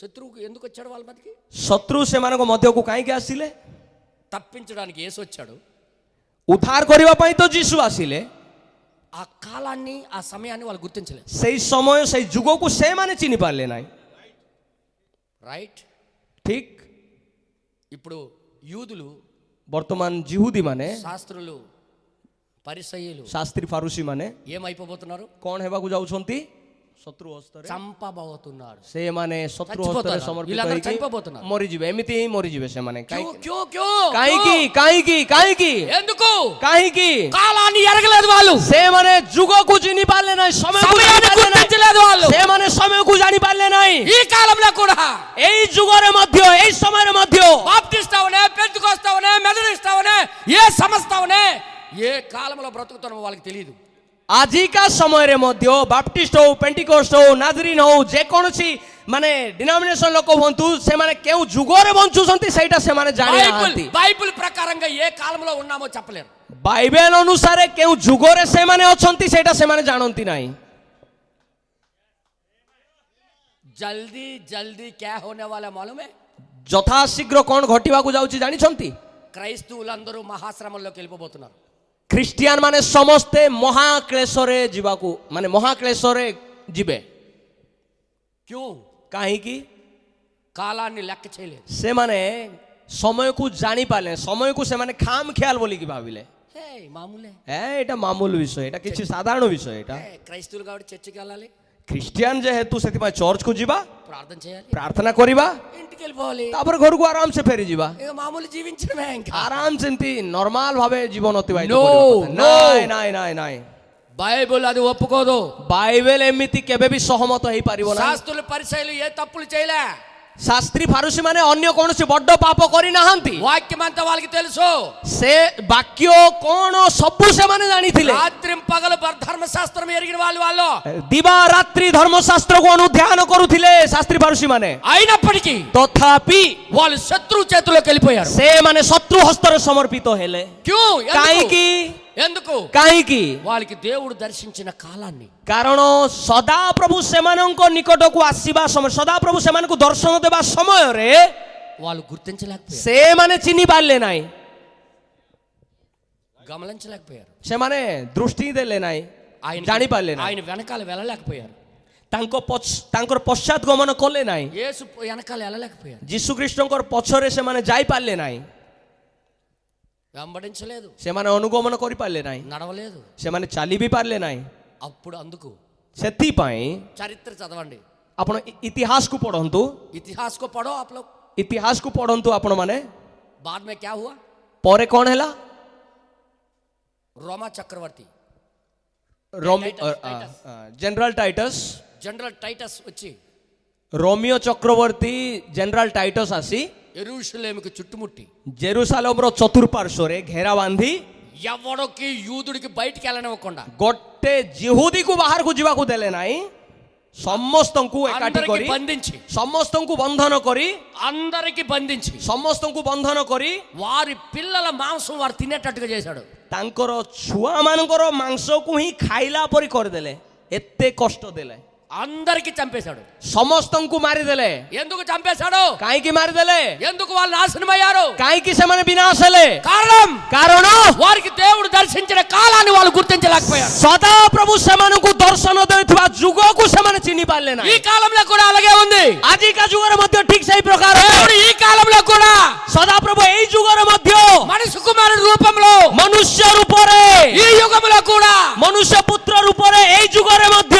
మన దగ్గరికి వస్తానన్నాడు आमानको निकट को आसीबी बोली प्रतिज्ञा करिथिले ఇప్పుడు वर्तमान కూడా గుర్తించకపోతే वर्तमान भी जदि बुझी पारु नाहंती చర్చికి వెళ్ళే चर्च को जाई ప్రతి క్రైస్తవుడు మహాశ్రమంలోకి వెళ్ళిపోతున్నాడు चर्च को जाउथिबा प्रत्येक ख्रिस्टियन माने क्लेश काल देई की गति करिवे వారికి ఒక రూలు మాకు ఒక రూల్ కాదు तांकर गोटे नियम हमर गोटे नियम एमिति नाही బైబిల్ ఎల్లవేళలా ఒకే రీతిగా ఉంది बाइबल सदा सर्वदा गोटिए रीति रे अछि వారు వినలేదు కనుక से माने सुनिले नाही एति पई వారందరికీ మహాశ్రమంలోకి తోస్తాడు से माने समस्त महाश्रम रे गले क्लेश देई की गले क्या लिखा है वहां पर मालूम है वहां पर क्या लिखा मालूम है एटी कोन लेखाई छै जानि छंती देखिए पढ़िए बाइबल पढ़ो टिके पढंतु बाइबल पढ़िए बाइबल लेखा अछि చదవండి మీరు బైబిల్ చదవండి बाइबल पढंतु ఒకరు ప్రభు నిన్ను దర్శించిన కాలం నువ్వు ఎరగకుంటివి కనుక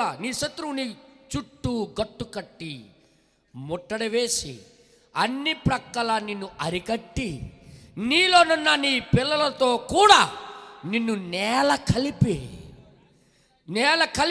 నీలో రాతి మీద రాతి నిలకుండుట నీయుట దినము వచ్చునని చెప్పాను 43 ଆଉ 44 ପଦ ମୁଁ ପଢୁଛି ఆ ତେଣୁ ତୋ ଉପରେ କୃପା ଦୃଷ୍ଟିର ସମୟ ତୁ ନ ଜାଣିବା ହେତୁରୁ yes ଯେଉଁ ସମୟରେ ତୋ ଶତ୍ରୁମାନେ ତୋର ଚାରିଆଡେ ବନ୍ଧ ବାନ୍ଧି ତତେ ଘେରି ଅବରୋଧ କରିବେ ପୁଣି ତତେ ଓ ତୋ ମଧ୍ୟରେ ଥିବା ତୋ ସନ୍ତାନମାନଙ୍କୁ ଭୂମିସାତ କରିବେ क्या हो जाएगा बच्चा लोग भी ସନ୍ତାନ ମାନେ ମଧ୍ୟ ଭୂମିସାତ ହେଇଯିବେ పిల్లలను కూడా ସନ୍ତାନ ମାନେ ମଧ୍ୟ किसी को छोड़ेगा नहीं ସେ କାହାକୁ ଛାଡ଼ିବେ ନାହିଁ ఈ రోజు మహాశ్రమలు రాబోతున్నాయి ଆଜି ଏକ ମହାକ୍ଲେଶ ଆସିବାକୁ ଯାଉଅଛି ఎందుకు వస్తుంది କାହିଁକି ଆସିବ దేవుడు వారికి దర్శించిన కాలం ସଦାପ୍ରଭୁ ଯେତେବେଳେ ସେମାନଙ୍କୁ ଦର୍ଶନ ଦେବା ସମୟ ଉପସ୍ଥିତ ହେଲା వారు చూడలేకపోయారు ସେମାନେ ଦେଖି ହିଁ ପାରିଲେ ନାହିଁ ଜାଣି ହିଁ ପାରିଲେ ନାହିଁ కాలాన్ని ఎరగకపోయిన మనుషులకి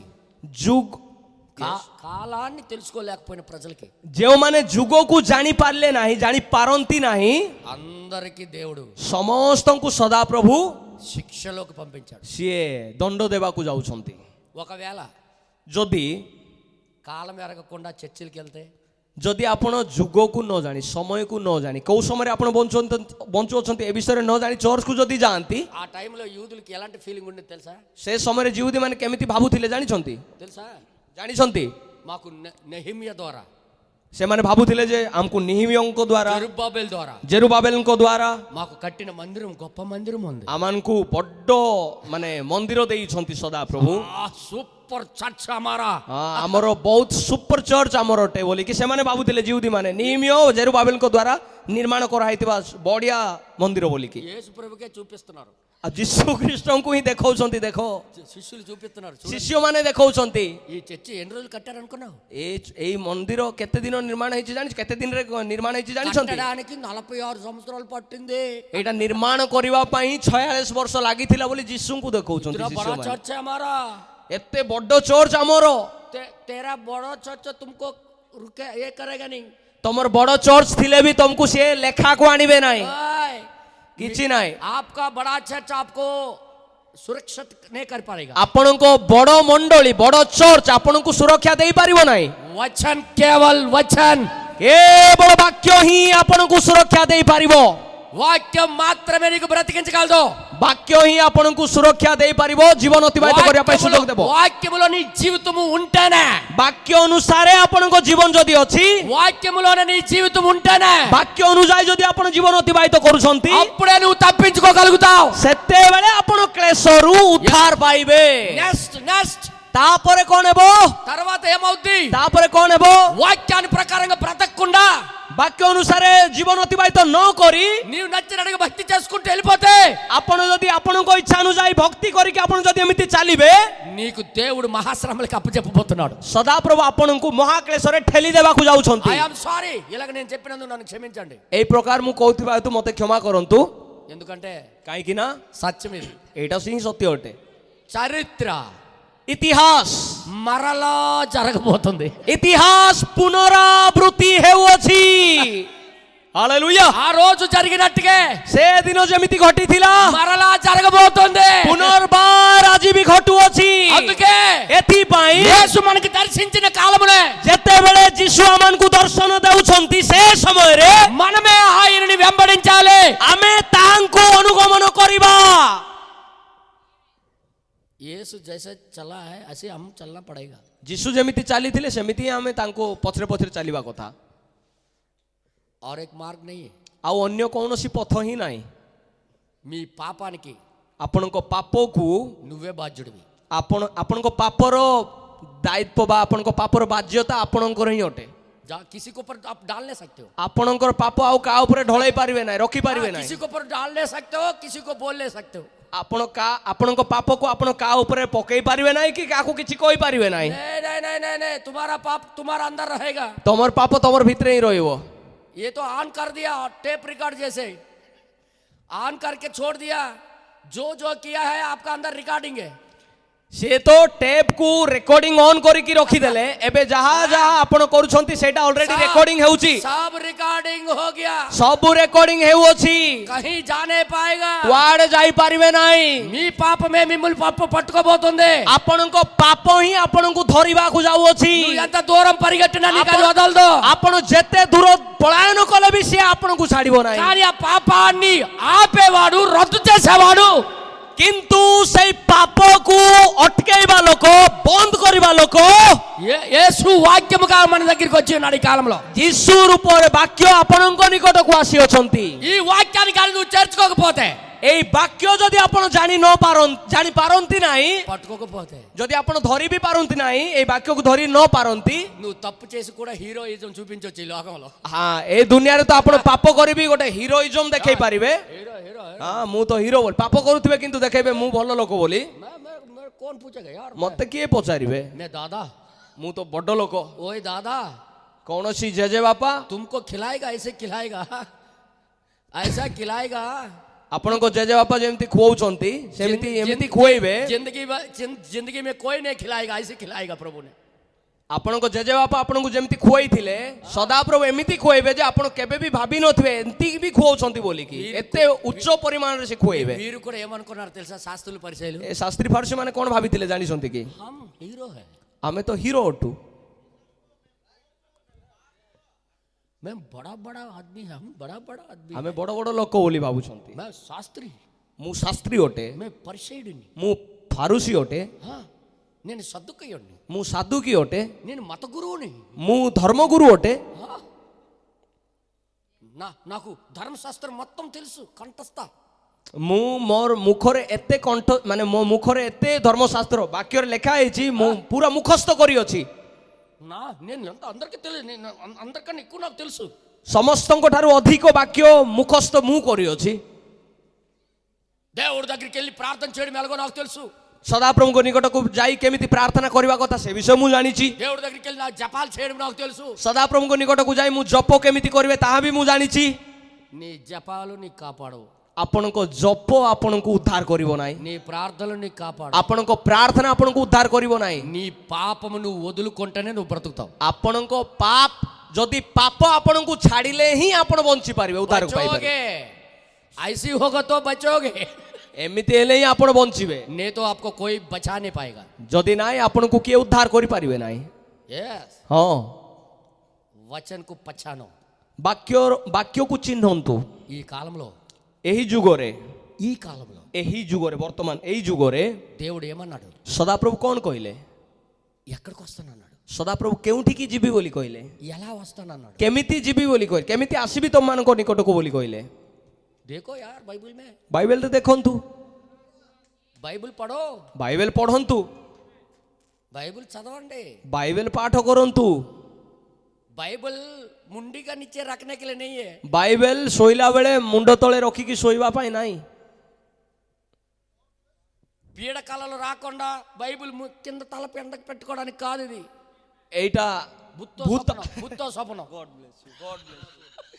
ଭୂତ ସ୍ୱପ୍ନ ନ ଆସୁ ବୋଲିକି ବାଇବେଲ ମୁଣ୍ଡ ଉପରେ ରଖିକି ଶୋଇବା ସମୟ ନାହିଁ. ଏଇଟା అలమారలో పెట్టడానికి కాదు ఇది. ଏଇଟା ଆଲମିରାରେ ରଖିବାର ସମୟ ନାହିଁ. పడో, ପଢ, ପାଠ କର, ଅଧ୍ୟୟନ କର. Hallelujah, hallelujah. पूरा सबको मार डाला तीतु चक्रवर्ती आके. ଜେନେରାଲ ଟାଇଟସ୍ ଆସି ସମସ୍ତଙ୍କୁ ମାରିଦେଲେ, సపా ସମସ୍ତଙ୍କୁ ସଫା କରିଦେଲେ. రక్తము యెరూషలేము వీధుల్లో, ରକ୍ତ ଜେରୁସାଲେମର ଗଳିରେ ఈ కాల మడిమలు ఎంత ଏ ପର୍ଯ୍ୟନ୍ତ ଗୋଡ ବୁଡିଗଲା ପର୍ଯ୍ୟନ୍ତ, ମାନେ ଆଣ୍ଠୁ ପର୍ଯ୍ୟନ୍ତ ରକ୍ତ, ଏତେ ରକ୍ତ ବୋହିଲା. వీధుల్లో రక్తము, ଗଳି କନ୍ଦିରେ ରକ୍ତ ଏମିତି ବୋହିଲା, ఈ కాలు ఇది ములిగిపోయేది. ମାନେ ଗୋଡ ବୁଳିଗଲା.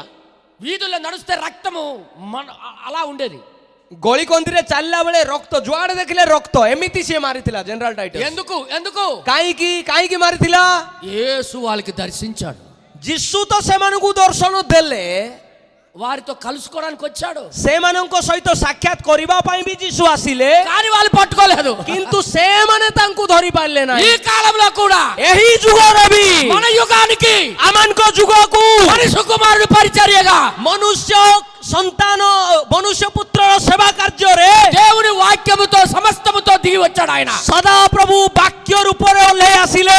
ఈ కాలంలో కూడా, ଏହି ଯୁଗରେ ମଧ୍ୟ 1963లో 1963 ମସିହାରେ ఆయన మేఘారుడై, ସେ ମେଘ ବେଷ୍ଟିତ ହୋଇ, ఆ రూపముతోని, ଏହି రూపରେ, సంపూర్ణ వాక్యముతో, ସମ୍ପୂର୍ଣ୍ଣ ବାକ୍ୟରେ మనతో కలవడానికి, ଆମମାନଙ୍କୁ ସାକ୍ଷାତ କରିବା ନିମନ୍ତେ ఆయన దిగి వచ్చాడు.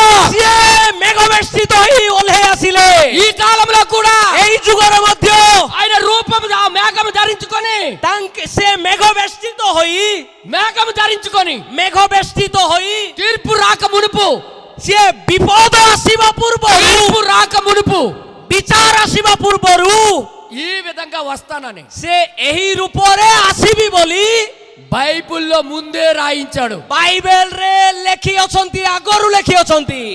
ଆମେନ୍, ହାଲେଲୁୟା. ఇప్పుడు ఈ వాక్యానికి నువ్వు నమ్మకపోతే, ବର୍ତ୍ତମାନ ଏହି ବାକ୍ୟକୁ ଯଦି ଆପଣ ବିଶ୍ୱାସ କରୁନାହାନ୍ତି, ఈ విధంగా వస్తానని చెప్పిన ఈయన మాటలు వినకపోతే, ଏହି ଯୁଗରେ ଏହି ପ୍ରକାର ଆସିବି ବୋଲି ଲେଖା ହେଇଥିବା ବାକ୍ୟକୁ ଯଦି ଆପଣ ନ ଶୁଣନ୍ତି, నీ గతి ఏమవుద్దంట? ଆପଣଙ୍କର ସ୍ଥିତି ଗତି କ'ଣ ହେବ?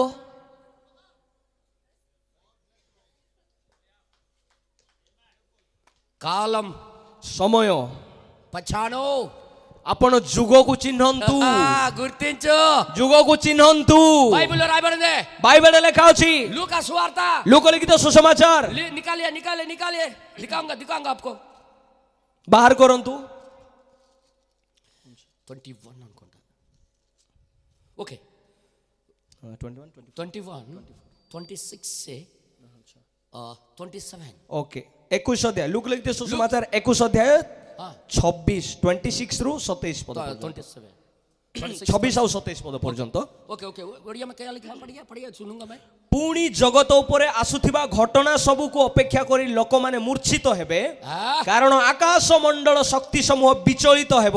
ఏయ్ ఇప్పుడు ఆకాశ మండలాల్లో విచిత్రాలు జరుగుతున్నాయి మీకు తెలుసు కదా. ଏଠି କଣ ଲେଖା ଅଛି ଯେ ଆକାଶ ମଣ୍ଡଳ ବିଚଳିତ ହେବ ଏମିତି ଲେଖା ଅଛି. लास्ट युग में ଏଟା କେତେବେଳେ ଅନ୍ତିମ ଯୁଗରେ लास्ट युग में ଅନ୍ତିମ ସମୟରେ భూమి కాలిపోక మునుపు এই পৃথিবী ଜଳିବା ପୂର୍ବରୁ ଅଗ୍ନିରେ ଦଗ୍ଧ ହେବା ପୂର୍ବରୁ దయచేసి మీరు చదవండి ଦୟାକରି ପଢନ୍ତୁ.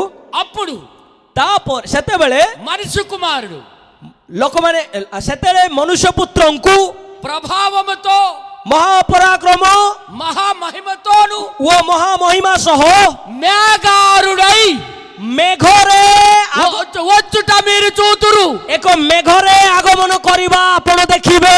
కొంచెమలా ఏమన్నాడు ସେ କଣ କହିଲେ చివరి దినాల్లో ଏଇଟା ଅନ୍ତିମ ସମୟରେ మేఘము ధరించుకొని ସେ ମେଘ ବେଷ୍ଟିତ ହୋଇ నేను వస్తా ମୁଁ ଆଗମନ କରିବି ବୋଲି వచ్చిన తర్వాత ତାପରେ ମୁଁ ଆସିଲା ପରେ ତାପରେ ମୁଁ ଆସିଲା ପରେ నాశనము తటస్థితది. ତାପରେ କଣ ହେବ ପ୍ରଭୁଙ୍କର ଆଗମନ ହେବା ପରେ କଣ ହେବାକୁ ଯାଉଛି ଆଚ୍ଛା. ପୃଥିବୀ ବିନାଶ ହେବାକୁ ଯାଉଛି. पढ़िए पढ़िए पढ़िए वहां लिखा क्या लिखा है? 27 पूरा पूरा पढ़िए 27 27 మేఘారుడై వచ్చుట చూతురు. ఇది జరుగుట ఆరంభించినప్పుడు କିନ୍ତୁ ଏଇ ସମସ୍ତ ଘଟଣା ଆରମ୍ଭ ହେଲେ మీరు ధైర్యం తెచ్చుకోండి. మీరు ధైర్యం తెచ్చుకోండి. ତୁମେ ମାନେ ଉର୍ଦ୍ଧ୍ୱ ଦୃଷ୍ଟି କରି क्यों କାହିଁକି आपको प्रभु मिल गया. କାହିଁକି ନା ଆପଣ ପ୍ରଭୁଙ୍କୁ ପ୍ରାପ୍ତ ହେଇଗଲେ. प्रभु मिल गया. ଆପଣ ପ୍ରଭୁଙ୍କୁ ପ୍ରାପ୍ତ ହେଇଗଲେ. आपको डर नहीं है. ବର୍ତ୍ତମାନ ଆପଣ ଭୟ କରିବାର କୌଣସି ଆବଶ୍ୟକ ନାହିଁ. जिसको मिल गया ना वो ଯେଉଁମାନେ ପ୍ରଭୁଙ୍କୁ ପାଇଲେ ସେମାନେ उसको डरने के लिए कोई जरूरत नहीं. ସେମାନେ ଭୟ କରିବାର କୌଣସି ଆବଶ୍ୟକ ନାହିଁ. किसको नहीं मिला ଯିଏ ପ୍ରଭୁଙ୍କୁ ପାଇନାହାନ୍ତି వారు మాత్రం భయపడాల్సిందే. ସେମାନେ ମାତ୍ର ଭୟ କରିବେ ହିଁ କରିବେ. అందరూ చప్పట్లు కొట్టొచ్చా? ସମସ୍ତେ ତାଳି ମାରିବେ. హల్లెలూయా. ହାଲେଲୁୟା. నెక్స్ట్ क्या लिखा पढ़िए. କିନ୍ତୁ ଲେଖା ଅଛି తర్వాత ఏం రాయబడింది చూడండి. କିନ୍ତୁ ଏଇ ସମସ୍ତ ଘଟଣା ଆରମ୍ଭ ହେଲେ ఆ, ତୁମ୍ଭେ ମାନେ ଉର୍ଦ୍ଧ୍ୱ ଦୃଷ୍ଟି କର ଓ ମସ୍ତକ ଉତ୍ତୋଳନ କର ଯେଣୁ ତୁମ୍ଭ ମାନଙ୍କ ମୁକ୍ତି ସନ୍ନିକଟ. ଗ୍ଲୋରି ଟୁ ଗଡ୍. ఆయన ఎవరికి దొరికాడో వాళ్ళకి మాత్రం విమోచన. ସିଏ ଯେଉଁମାନଙ୍କୁ ପ୍ରାପ୍ତ ମାନେ ସେ ତାଙ୍କୁ ଯେଉଁମାନେ ପ୍ରାପ୍ତ ହେଲେ ସେମାନେ ହିଁ ମୁକ୍ତି ପାଇବେ. బాకీ బాకీ ଆଉ ବାକି ଲୋକ జలా జాయేగా. ସେମାନେ ଜଳିଯିବେ. కాలిపోబోతున్నారు. ସେମାନେ ଅଗ୍ନିରେ ଦଗ୍ଧ ହେବାକୁ ଯାଉଛନ୍ତି. इसीलिए बाइबल में लिखा ये लिखा. ଏଥିପାଇଁ ବାଇବେଲରେ ଏମିତି ଲେଖା ଅଛି. क्या लिखा मालूम है? କଣ ଲେଖା ହେଇଛି ଜାଣିଛନ୍ତି? क्या लिखा मालूम है? କଣ ଲେଖା ହେଇଛି ଜାଣିଛନ୍ତି? ప్రభు మీకు దొరుకు కాలమున ସଦାପ୍ରଭୁଙ୍କୁ ଯେତେବେଳେ ଆପଣ ପାଆନ୍ତି. अरे यार पढ़ लेंगे. यशाया గ్రంథం 55. యెషయా ଜିସାୟ 55 అధ్యాయం. ଜିସାୟ 55 ఇది ఇది చెప్పి నేను ముగిస్తాను త్వరలో. ଏଇଟା କହିକି ମୁଁ ସମାପ୍ତ କରିବି. 55:6 6 యెహోవా మీకు దొరుకు కాలమందు ఆయనను వెతుకుడి. ଜିସାୟ ତାର 55ର 6 ପଦ ଯେ ପର୍ଯ୍ୟନ୍ତ ସଦାପ୍ରଭୁଙ୍କ ଉଦ୍ଦେଶ୍ୟ ମିଳୁଅଛି ସେ ପର୍ଯ୍ୟନ୍ତ ତୁମ୍ଭେ ମାନେ ତାହାଙ୍କ ଅନ୍ୱେଷଣ କର. ఆయనను సమీపములో ఉండగానే ఆయనను వేడుకొనండి. ଯେ ପର୍ଯ୍ୟନ୍ତ ସେ ନିକଟରେ ଅଛନ୍ତି ସେ ପର୍ଯ୍ୟନ୍ତ ତାହାଙ୍କ ଠାରେ ପ୍ରାର୍ଥନା କର.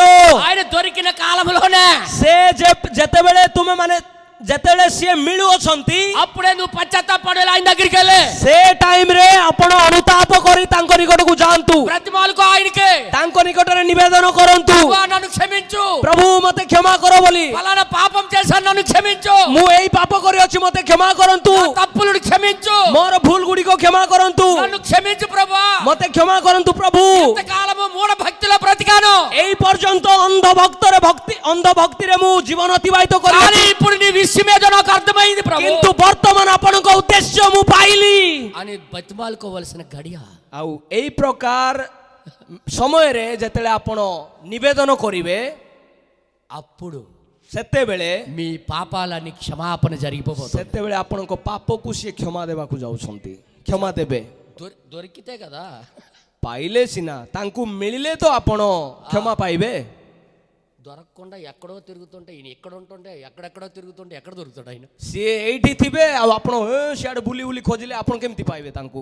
బాప్టిస్టులో ఆయన దొరకడు, ବାପ୍ଟିଷ୍ଟରେ ଆପଣ ତାଙ୍କୁ ପାଇବେ ହିଁ ନାହିଁ। సిఎస్లో దొరకడు, ସିଏସ୍ଆଇରେ ଆପଣ ଧରି సెవెంత్ అడ్వెంటేజ్లో దొరకడు, ସେଭେନ୍ଥରେ ଆଡଭେଣ୍ଟେଜରେ ଆପଣ ତାକୁ ପାଇପାରିବେ ନାହିଁ। No no no no no, କୌଣସି ଜାଗାରେ ଆପଣ ఏ ପାଇପାରିବେ ନାହିଁ। సంస్థలో ఆయన దొరకడు, କୌଣସି ସଂସ୍ଥାରେ କୌଣସି ଡିନୋମିନେସନରେ ଆପଣ ତାଙ୍କୁ ପାଇପାରିବେ ନାହିଁ। వాక్యములో దేవుడు ఉన్నాడు, ବାକ୍ୟରେ ସଦାପ୍ରଭୁ ଅଛନ୍ତି।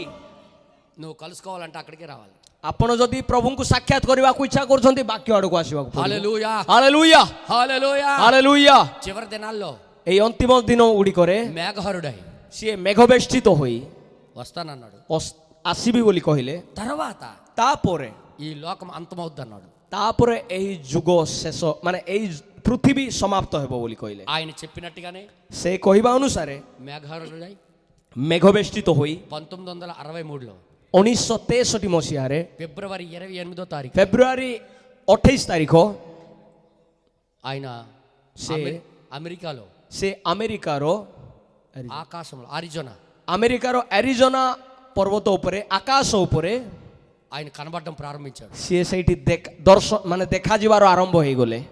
క్యూ କାହିଁକି? ఆయన వాగ్దానం ఇచ్చాడు, ସେ ପ୍ରତିଜ୍ଞା କରିଅଛନ୍ତି, నాకు పట్టుకోవాలంటే ମତେ ଯଦି ଧରିବାକୁ ఇଚ୍ଛା କରୁଛ, ఏబి క్యూ అమెరికా పడమర వైపు ఉంది, పడమర వైపే ఎందుకు ఆయన కనబడాలి? పడమర పడమర मतलब यार तू ये तो पूरा पूरा है, अच्छा दूसरा क्या बोलते हैं? ଅନ୍ୟ ଦିଗ। ଠିକ ଅଛି, ପ୍ରଭୁ ଅନ୍ୟ ଦିଗରେ, ଆମେ ତ ଇଆଡେ ଅଛୁ, ପ୍ରଭୁ ସେ ଦିଗରେ କାହିଁକି ଦେଖାଦେଲେ? బైబిల్ పడు, ବାଇବେଲ ପଢ, ବାଇବେଲରେ କ'ଣ ଲେଖା ହେଇଛି? చివరి దినాల్లో ଅନ୍ତିମ ଦିନରେ, ଅନ୍ତିମ ସମୟ ଗୁଡ଼ିକରେ భూమి నాశనం అవ్వక మునుపు ପୃଥିବୀ ବିନଷ୍ଟ ହେବା ପୂର୍ବରୁ సాయంకాల సమయంలో ସନ୍ଧ୍ୟା ସମୟରେ వెలుగు కలుగును। ଉଜ୍ଜଳ ହେବ। సాయంకాల సమయంలో ସନ୍ଧ୍ୟା ସମୟରେ వెలుగు కలుగును। ଉଜ୍ଜଳ ହେବ ବୋଲି। సాయంకాలం అంటే ఎప్పుడు? ସନ୍ଧ୍ୟା ସମୟ ବୋଲେ କେତେବେଳେ? కిస్తర పావుగా శామ్ కా సమయం, ସନ୍ଧ୍ୟା ସମୟ, కిస్తర ସନ୍ଧ୍ୟା ସମୟରେ ଉଜ୍ଜଳ ହେବ ବୋଲି ଲେଖା ହେଇଛି। ତ ସନ୍ଧ୍ୟା ସମୟ କୋଉ ପଟ ହେବ? ପଶ୍ଚିମ ଆଡେ ହିଁ ସନ୍ଧ୍ୟା ହବ ନା। ఇసిలియే ଏଥିପାଇଁ అమెరికా పశ్చిమ కా తరఫ है, ଆମେରିକା ସେପଟ ସିଏ ଦେଖାଦେଲେ, ସନ୍ଧ୍ୟା ସମୟରେ ଉଜ୍ଜଳ ହେଲା। ଆରିଜୋନା పశ్చిమ, ସେଇଟା ପଶ୍ଚିମ ଅଟେ। इसीलिए ଏଥିପାଇଁ बाइबल में जो लिखा है, ବାଇବେଲରେ ଯାହା ଲେଖା ଅଛି वो पूरा करने के लिए ସିଏ ସମ୍ପୂର୍ଣ୍ଣ କରିବା ପାଇଁ, ସଫଳ କରିବା ପାଇଁ అమెరికాలో ప్రత్యక్షం అవ్వాల్సి వచ్చింది। ఆయన ସିଏ మాట ఇచ్చాడు కదా। ଆମେରିକାରେ ଦେଖା ଦେବାକୁ ପଡ଼ିଲେ, ମାନେ ସେ ଆମେରିକାରେ ଦେଖାଦେଲେ। ଏଥିପାଇଁ ଯେ ବାକ୍ୟରେ ଲେଖା ଅଛି, ఇప్పుడు ఆయన వచ్చి ବର୍ତ୍ତମାନ ସେ ଆସି బైబిల్ ప్రకారం ఇలా నడవండి అని చెప్పాడు। ସେ ଆସିକି କହିଲେ ବାଇବେଲ ଅନୁସାରେ ଆପଣ ଜୀବନ ଅତିବାହିତ କରନ୍ତୁ। ఒకవేళ ଯଦି నువ్వు ఆయన కనుగొకపోతే ଆପଣ ଯଦି ତାଙ୍କୁ ଚିହ୍ନି ପାରୁନାହାନ୍ତି, నీ పాపం నీ మీదే ఉంటాయి, ସେଇ ପାପ, ଆପଣଙ୍କର ପାପ ଆପଣଙ୍କ ଠାରେ ହିଁ ରହିଯିବ। నీకు ఎవరు తప్పించుకోలేరు। ଆପଣଙ୍କୁ କିଏ ଉଦ୍ଧାର ଦେଇପାରିବେ ନାହିଁ, ଉଦ୍ଧାର କରିପାରିବେ ନାହିଁ ନା। ఎవరు నీ డబ్బు నిన్ను రక్షించలేవు, ଆପଣଙ୍କ ପଇସା ଆପଣଙ୍କୁ ଉଦ୍ଧାର କରିପାରିବ ନାହିଁ, నీ దాన ధర్మాలు నీకు రక్షించలేవు, ଆପଣଙ୍କ ଦାନ ଧର୍ମ ଗୁଡ଼ିକ ଆପଣଙ୍କୁ ଉଦ୍ଧାର କରିପାରିବ ନାହିଁ, నీ బ్యాంక్ బ్యాలెన్స్ నీకు కాపాడలేవు, ଆପଣଙ୍କ ବ୍ୟାଙ୍କ ବାଲାନ୍ସ ଆପଣଙ୍କୁ ଉଦ୍ଧାର କରିପାରିବ ନାହିଁ। కేవలం సిర్ఫ్ యేసు ప్రభు, କେବଳ କେବଳ ଯୀଶୁ ଖ୍ରୀଷ୍ଟ, ପ୍ରଭୁ ଯୀଶୁ ହିଁ ଆପଣଙ୍କୁ ଉଦ୍ଧାର କରିପାରିବେ। ఆయన వచ్చి చెప్పాడు, ସେ କହିଲେ స్త్రీ స్త్రీలాగా ఉండాలి, ସ୍ତ୍ରୀ ପରି ହିଁ ରୁହନ୍ତୁ, పురుషుడు ପୁରୁଷలాగే ఉండాలి, ପୁରୁଷ ପରି ହିଁ ରୁହନ୍ତୁ। ସ୍ତ୍ରୀ పురుషుడు వేషం వేసుకోకూడదు, ସ୍ତ୍ରୀ ପୁରୁଷର ରୂପ ଧାରଣ କରିବାର ନାହିଁ, ପୁରୁଷ ପରି ସେ ବସ୍ତ୍ର ପରିଧାନ କରିବାର ନାହିଁ। మరి పురుషుడు స్త్రీ వలె వస్త్రధారణ చేసుకో, ଆଉ ପୁରୁଷମାନେ ମଧ୍ୟ ସ୍ତ୍ରୀ ପରି ବସ୍ତ୍ର ପରିଧାନ କରିବା କଥା ନାହିଁ। ନା, శాపగ్రస్తం, ସେଇଟା ଅଭିଶପ୍ତ ଅଟେ। ମାରେଗା ତୁମକୁ ଗ୍ୟାରେଣ୍ଟି, ସେ ନିଶ୍ଚିତ ଭାବେ ତମକୁ ତ ମାରିବେ ହିଁ ମାରିବେ। యాద రఖో ଏଇଟା ମନେ ରଖନ୍ତୁ, छोड़ेगा नहीं वो, ସେ କେବେ ବି ଛାଡ଼ିବେ ନାହିଁ, ప్రభు छोड़ेगा नहीं। ପ୍ରଭୁ କେବେ ବି ଛାଡ଼ିବେ ନାହିଁ। ఎవరి స్థానం వారిదే, ଯାହାର ସ୍ଥାନ ତାଙ୍କର ଅଟେ। ସ୍ତ୍ରୀର ସ୍ଥାନ ସ୍ତ୍ରୀ, ପୁରୁଷର ସ୍ଥାନ ପୁରୁଷ ହିଁ ରହିବା କଥା। ఎవరి స్థానంలో వాళ్ళే ఉండాలి. ଯାହା ସ୍ଥାନରେ ସିଏ ରହିବା କଥା. స్త్రీలు మగోడ్లాగా కట్ చేసుకొని ସ୍ତ୍ରୀ ଲୋକମାନେ ପୁରୁଷ ଲୋକଙ୍କ ପରି ଚୁଟି କାଟିକି టీ షర్ట్ వేసుకొని ଟି ସାର୍ଟ ପିନ୍ଧିକି జీన్ ప్యాంట్లు వేసి తిరుగుతారంటే ଜିନ୍ ପ୍ୟାଣ୍ଟ ପିନ୍ଧିକି ବୁଲିବାକୁ ଇଚ୍ଛା କଲେ ఏ బైబిల్ అనుమతి नहीं है, ବାଇବେଲରେ ଏଇଟା ଅନୁମତି ଦିଆଯାଇ ନାହିଁ. बिल्कुल नहीं. ବିଲକୁଲ ଏମିତି ଦିଆଯାଇ ନାହିଁ. ସ୍ତ୍ରୀ ଲୋକ ପୁରୁଷର ଜିନ୍ ପ୍ୟାଣ୍ଟ ଟି ସାର୍ଟ ପିନ୍ଧିକି ବୁଲିବା ପାଇଁ ବିଲକୁଲ No, ଅନୁମତି no, no. ନା ନା ନା. పురుషుడు ପୁରୁଷ స్త్రీ వలె ସ୍ତ୍ରୀ ପରି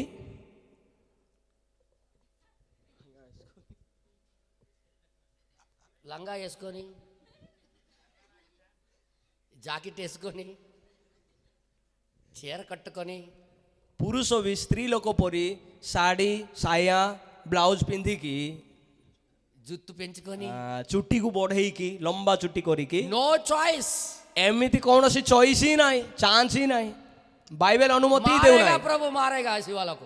ଏମିତିକା ଲୋକଙ୍କୁ ପ୍ରଭୁ ମାରିବେ ତ ମାରିବେ, ଏମିତି ମାରିବେ. లిఖలో గ్యారంటీ గ్యారంటీ. ଲେଖି ରଖନ୍ତୁ, ଏଇଟା ଗ୍ୟାରେଣ୍ଟି. ପ୍ରଭୁ ମାରିବେ ଏମିତିକା ଲୋକ, మారేగా మారేగా బస్ ମାରିବେ ମାରିବେ, జరూర్ మారేగా. ନିଶ୍ଚିତ ମାରିବେ. छोड़ेगा नहीं. ସେ କେବେ ବି ଛାଡ଼ିବେ ନାହିଁ. किसका स्थान उसका है, ఎవరి స్థానం వారిది. ଯାହାର ସ୍ଥାନ ତାହାର ହିଁ ଅଟେ. ସ୍ତ୍ରୀର ସ୍ଥାନ ସ୍ତ୍ରୀ ରହିବ, ପୁରୁଷର ସ୍ଥାନ ପୁରୁଷ. తన ప్రజలు తన నమ్ముకున్న వాళ్ళు ତାଙ୍କୁ ସଦାପ୍ରଭୁଙ୍କୁ ଯେଉଁମାନେ ବିଶ୍ୱାସ କରନ୍ତି ఈ వాక్యానికి ఫాలో అవ్వాలని కోరిక అయింది. ସେମାନେ ଏହି ବାକ୍ୟର ଅନୁଗମନ କରନ୍ତୁ ବୋଲି ସେ ଇଚ୍ଛା କରନ୍ତି. ఇది ఆది ఎరిగి మెలకు కలిగిన వాడే ధన్యుడు. ଏ ବିଷୟକୁ ଜାଣିକି ଜାଗ୍ରତ ହୋଇଥିବାର ଲୋକ ହିଁ ଧନ୍ୟ ଅଟନ୍ତି. ଆମେନ୍. నేను నిజం చెప్తున్నాను, ମୁଁ ସତ କହୁଛି, కాలమును ఎరగకపోవడమే ଯୁଗ ମାନେ ସମୟକୁ ନ ଜାଣିବା ଦ୍ୱାରା మనుషులు దేవుని ఉగ్రతకు గురవుతున్నారు. ଆଉ ଲୋକମାନେ ସଦାପ୍ରଭୁଙ୍କ କୋପରେ ଗ୍ରାସିତ ହେଉଛନ୍ତି. ସଦାପ୍ରଭୁ ସେମାନଙ୍କ ଉପରେ କୋପ କରୁଛନ୍ତି, ରାଗୁଛନ୍ତି. କାହିଁକିନା ମଣିଷ ଜାଣିପାରୁନାହାନ୍ତି କେଉଁ ସମୟରେ ଅଛୁ ବୋଲି. ఏ కాలంలో జీవిస్తున్నామో తెలియదు. କେଉଁ ଯୁଗରେ ଆମେ ବଞ୍ଚୁଛୁ ସେଇଟା ବି ଜାଣିନାହାନ୍ତି. బైబిల్లో రాయబడి ఉంది. ବାଇବେଲରେ ତ ଲେଖା ହେଇଛି. మలాకి 4వ అధ్యాయం. ମଲାକି 4 ଅଧ୍ୟାୟରେ क्या लिखा है? କ'ଣ ଲେଖା ହେଇଛି? మలాకి 4లో ఏం రాయబడి ఉంది? ମଲାକି 4ରେ କ'ଣ ଲେଖା ହେଇଛି? పడో एक बार పడో. ଟିକେ ପଢନ୍ତୁ. ఈ చివరి దినాల్లో ఏం జరగబోతుందో చెప్పాడు మలాకి. ମଲାକି 4 మత్తాయి ముందు ମାଥିଉ ପୂର୍ବରୁ ମଲାକି 4:5ରେ ଲେଖା ଅଛି, ଦେଖ ସଦାପ୍ରଭୁଙ୍କର ମହତ୍ ଓ ଭୟଙ୍କର ଦିନର ଆଗମନ ପୂର୍ବେ ଆମ୍ଭେ ତୁମମାନଙ୍କ ନିକଟକୁ ଏଲିଓ ଭବିଷ୍ୟତ ବକ୍ତାଙ୍କୁ ପ୍ରେରଣ କରିବା, ପୁଣି ଆମ୍ଭେ ଆସି ଯେପରି ପୃଥିବୀ କି ଅଭିଶାପରେ ଆଘାତ ନ କରୁ ଏଥିପାଇଁ ସେ ସନ୍ତାନ ଗଣ ପ୍ରତି ପିତୃଗଣର ହୃଦୟ ଓ ପିତୃଗଣ ପ୍ରତି ସନ୍ତାନ ଗଣର ହୃଦୟ ଫେରାଇବେ. अरे कब आएगा ये କେବେ ଆସିବେ? पृथ्वी को, ये जमीन को जलाने से पहले, ପୃଥିବୀକୁ ଜାଳିବା ପୂର୍ବରୁ, ଅଗ୍ନିରେ ଦଗ୍ଧ କରିବା ପୂର୍ବରୁ.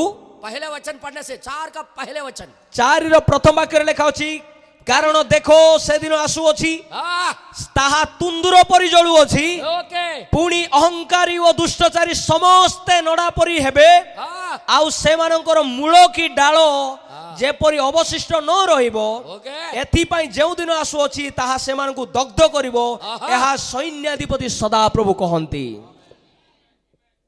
कब? वो जलाने से पहले ଏ ଜାଳିବା ପୂର୍ବରୁ, ଅଗ୍ନିରେ ଦଗ୍ଧ କରିବା ପୂର୍ବରୁ एलिया को भेजूंगा बोला भैया. ସେ କହୁଛନ୍ତି ମୁଁ ଏଲିଓଙ୍କୁ ପ୍ରେରଣ କରିବି, ଏଲିଓ ଭବିଷ୍ୟତ ବକ୍ତାଙ୍କୁ ପ୍ରେରଣ କରିବି. आपका पास वो है, एलिया को भेजूंगा मैं.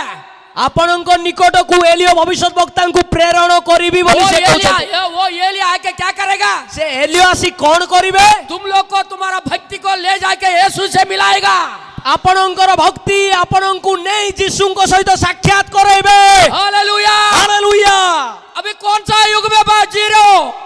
ବର୍ତ୍ତମାନ ଆମେ କେଉଁ ଯୁଗରେ ଅଛୁ? భూమి కాలిపోబోతుంది ఇప్పుడు. ବର୍ତ୍ତମାନ ମାନେ ଏ ପୃଥିବୀ ଅଗ୍ନିରେ ଦଗ୍ଧ ହେବାକୁ ଯାଉଅଛି. నాసా సైంటిస్టులు చెప్తున్నారు, ଆଉ ନାସା ଆଉ ବୈଜ୍ଞାନିକ ମାନେ କହୁଛନ୍ତି త్వరలో ଅତି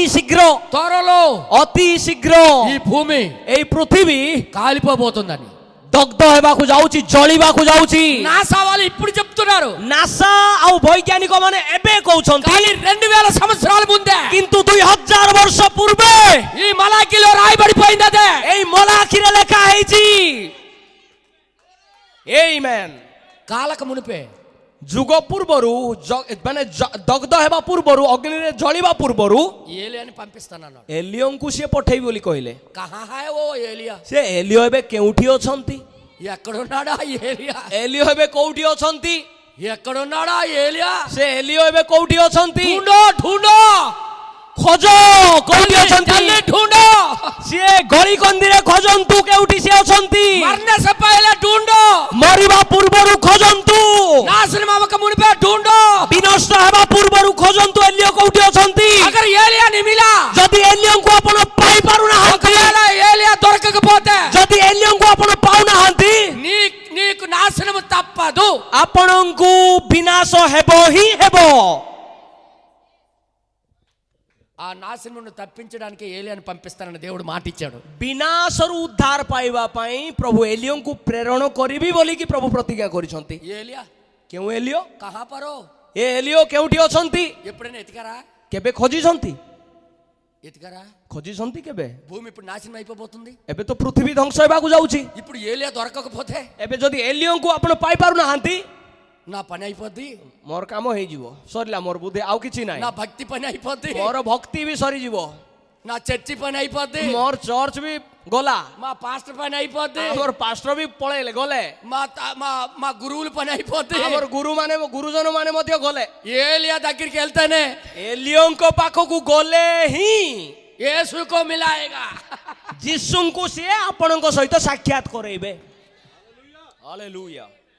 వెతకండి, ଖୋଜନ୍ତୁ, ఎక్కడా ఏలియా? ଏଲିଓ କୋଉଠି ଅଛନ୍ତି ଖୋଜନ୍ତୁ। మేమైతే ఎతికేశాం, ଆମେ ତ ଖୋଜି ଅଛୁ, మాకు దొరికేశాడు, ଆମେ ତ ଏଲିଓଙ୍କୁ ପାଇଅଛୁ, మేము కనుగొన్నాము, ଆମେ ପାଇସାରିଛୁ। ఆ ఏలియా ఎవరో మేము చూసాము, ସେ ଏଲିଓ କିଏ ଅଟନ୍ତି ଆମେ ଦେଖିଅଛୁ। మేము వచ్చి పట్టుకొని ఈ ఊరికి వచ్చాం। ଆମେ ସେଇ ବିଷୟକୁ ଧରିକି ଆପଣଙ୍କ ନିକଟକୁ ଆସିଅଛୁ।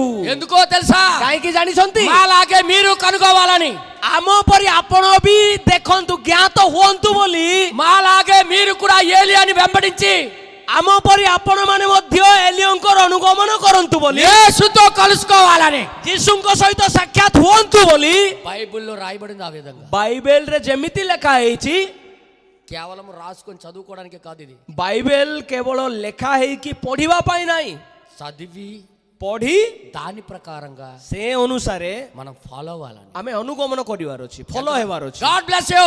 ପ୍ରଭୁ ଆଶୀର୍ବାଦ କରନ୍ତୁ। సాయంత్రం ఇంకా మరలా మాట్లాడుకుందాం, ସନ୍ଧ୍ୟା ବେଳେ ଆଉ ଥରେ କଥା ହେବା, రేపు ఇంకా మాట్లాడుకుందాం। କାଲିକି ଆଉ ଥରେ କଥା ହେବା। God bless you. ପ୍ରଭୁ ଆପଣମାନଙ୍କୁ ଆଶୀର୍ବାଦ କରନ୍ତୁ। ఏలియాని పట్టుకున్నట్టుగా ఈ గ్రామానికి చేయును గాక। ସେଇ ଏଲିଓ ଏହି ଗ୍ରାମରେ ମିଳିଯାଆନ୍ତୁ। God bless you. God bless you. మరి ఈ సమయానికి ఇక్కడ ఉన్న కాపరి గారికి అప్పచెప్తాను। ଆଉ ଏ ସମୟରେ ମୁଁ ଏ ସ୍ଥାନରେ ଥିବା ଭାଇଙ୍କୁ ମୁଁ ଦେଉଛି।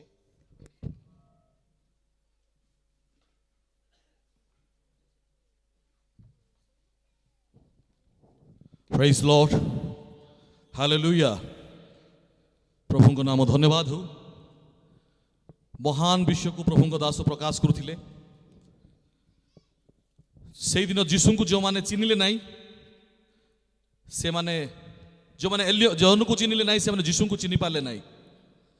ଅନେକ ଶାସ୍ତ୍ରଜ୍ଞ ମାନେ, ପଣ୍ଡିତ ମାନେ, ବୁଦ୍ଧିଜୀବୀ ମାନେ, ବଡ଼ ବଡ଼ ଜ୍ଞାନୀ ଲୋକମାନେ ସେଦିନ ଥିଲେ, କିନ୍ତୁ ଜଣେ ସାଧାରଣ ଏଲିଓ ଓଟଲମ୍ମ ବସ୍ତ୍ର ପିନ୍ଧି ଲୋକମାନଙ୍କ ନିକଟକୁ ଆସିଲେ, ଯାହାଙ୍କ ବିଷୟରେ ଜିସାୟ ଭବିଷ୍ୟତ ବକ୍ତା ଭବିଷ୍ୟତବାଣୀ କରିଥିଲେ, କିନ୍ତୁ ତାହାଙ୍କୁ ଲୋକମାନେ ଚିହ୍ନି ପାରିଲେ ନାହିଁ। ଆଉ ଯେତେବେଳେ ଯୀଶୁ ଏ ପୃଥିବୀରେ ଥିବା ସମୟରେ ମଧ୍ୟ କହିଲେ ଯେ ଚୋରଙ୍କ ପରି ତାହାଙ୍କ ଯୁଗ ଆସିବ, ସମୟ ଆସିବ, କିନ୍ତୁ ଯଦି ଯେଉଁମାନେ ସେ ସମୟକୁ ଜାଣିପାରିବେ ନାହିଁ, ସେମାନେ ବିନଷ୍ଟ ହେବେ। ଆଜି ଅନେକ ମୋର ପ୍ରିୟମାନେ, ଆମେ ନାମ ମାତ୍ରକେ ଖାଲି ଖ୍ରୀଷ୍ଟିଆନ ହେବା ଦ୍ୱାରା ଆମେ ଉଦ୍ଧାର ପାଇଯିବା ନାହିଁ। କୌଣସି ଗୋଟେ ଡିନାମିନେସନ୍, କୌଣସି ଗୋଟେ ଧର୍ମକୁ ଗ୍ରହଣ କରିବା ଦ୍ୱାରା ଆମେ ଉଦ୍ଧାର ପାଇବା ନାହିଁ। କୌଣସି ଦାନ ଦେବା ଦ୍ୱାରା, କୌଣସି ପୁଣ୍ୟ କରିବା ଦ୍ୱାରା ଆମେ ଉଦ୍ଧାର ପାଇବା ନାହିଁ। ଯେଉଁ ପର୍ଯ୍ୟନ୍ତ ଆଜି ଆମେ ଯୀଶୁଙ୍କୁ ମିଳିନାହୁଁ, ସେ ପର୍ଯ୍ୟନ୍ତ ଆମମାନଙ୍କର ଉଦ୍ଧାର ନାହିଁ।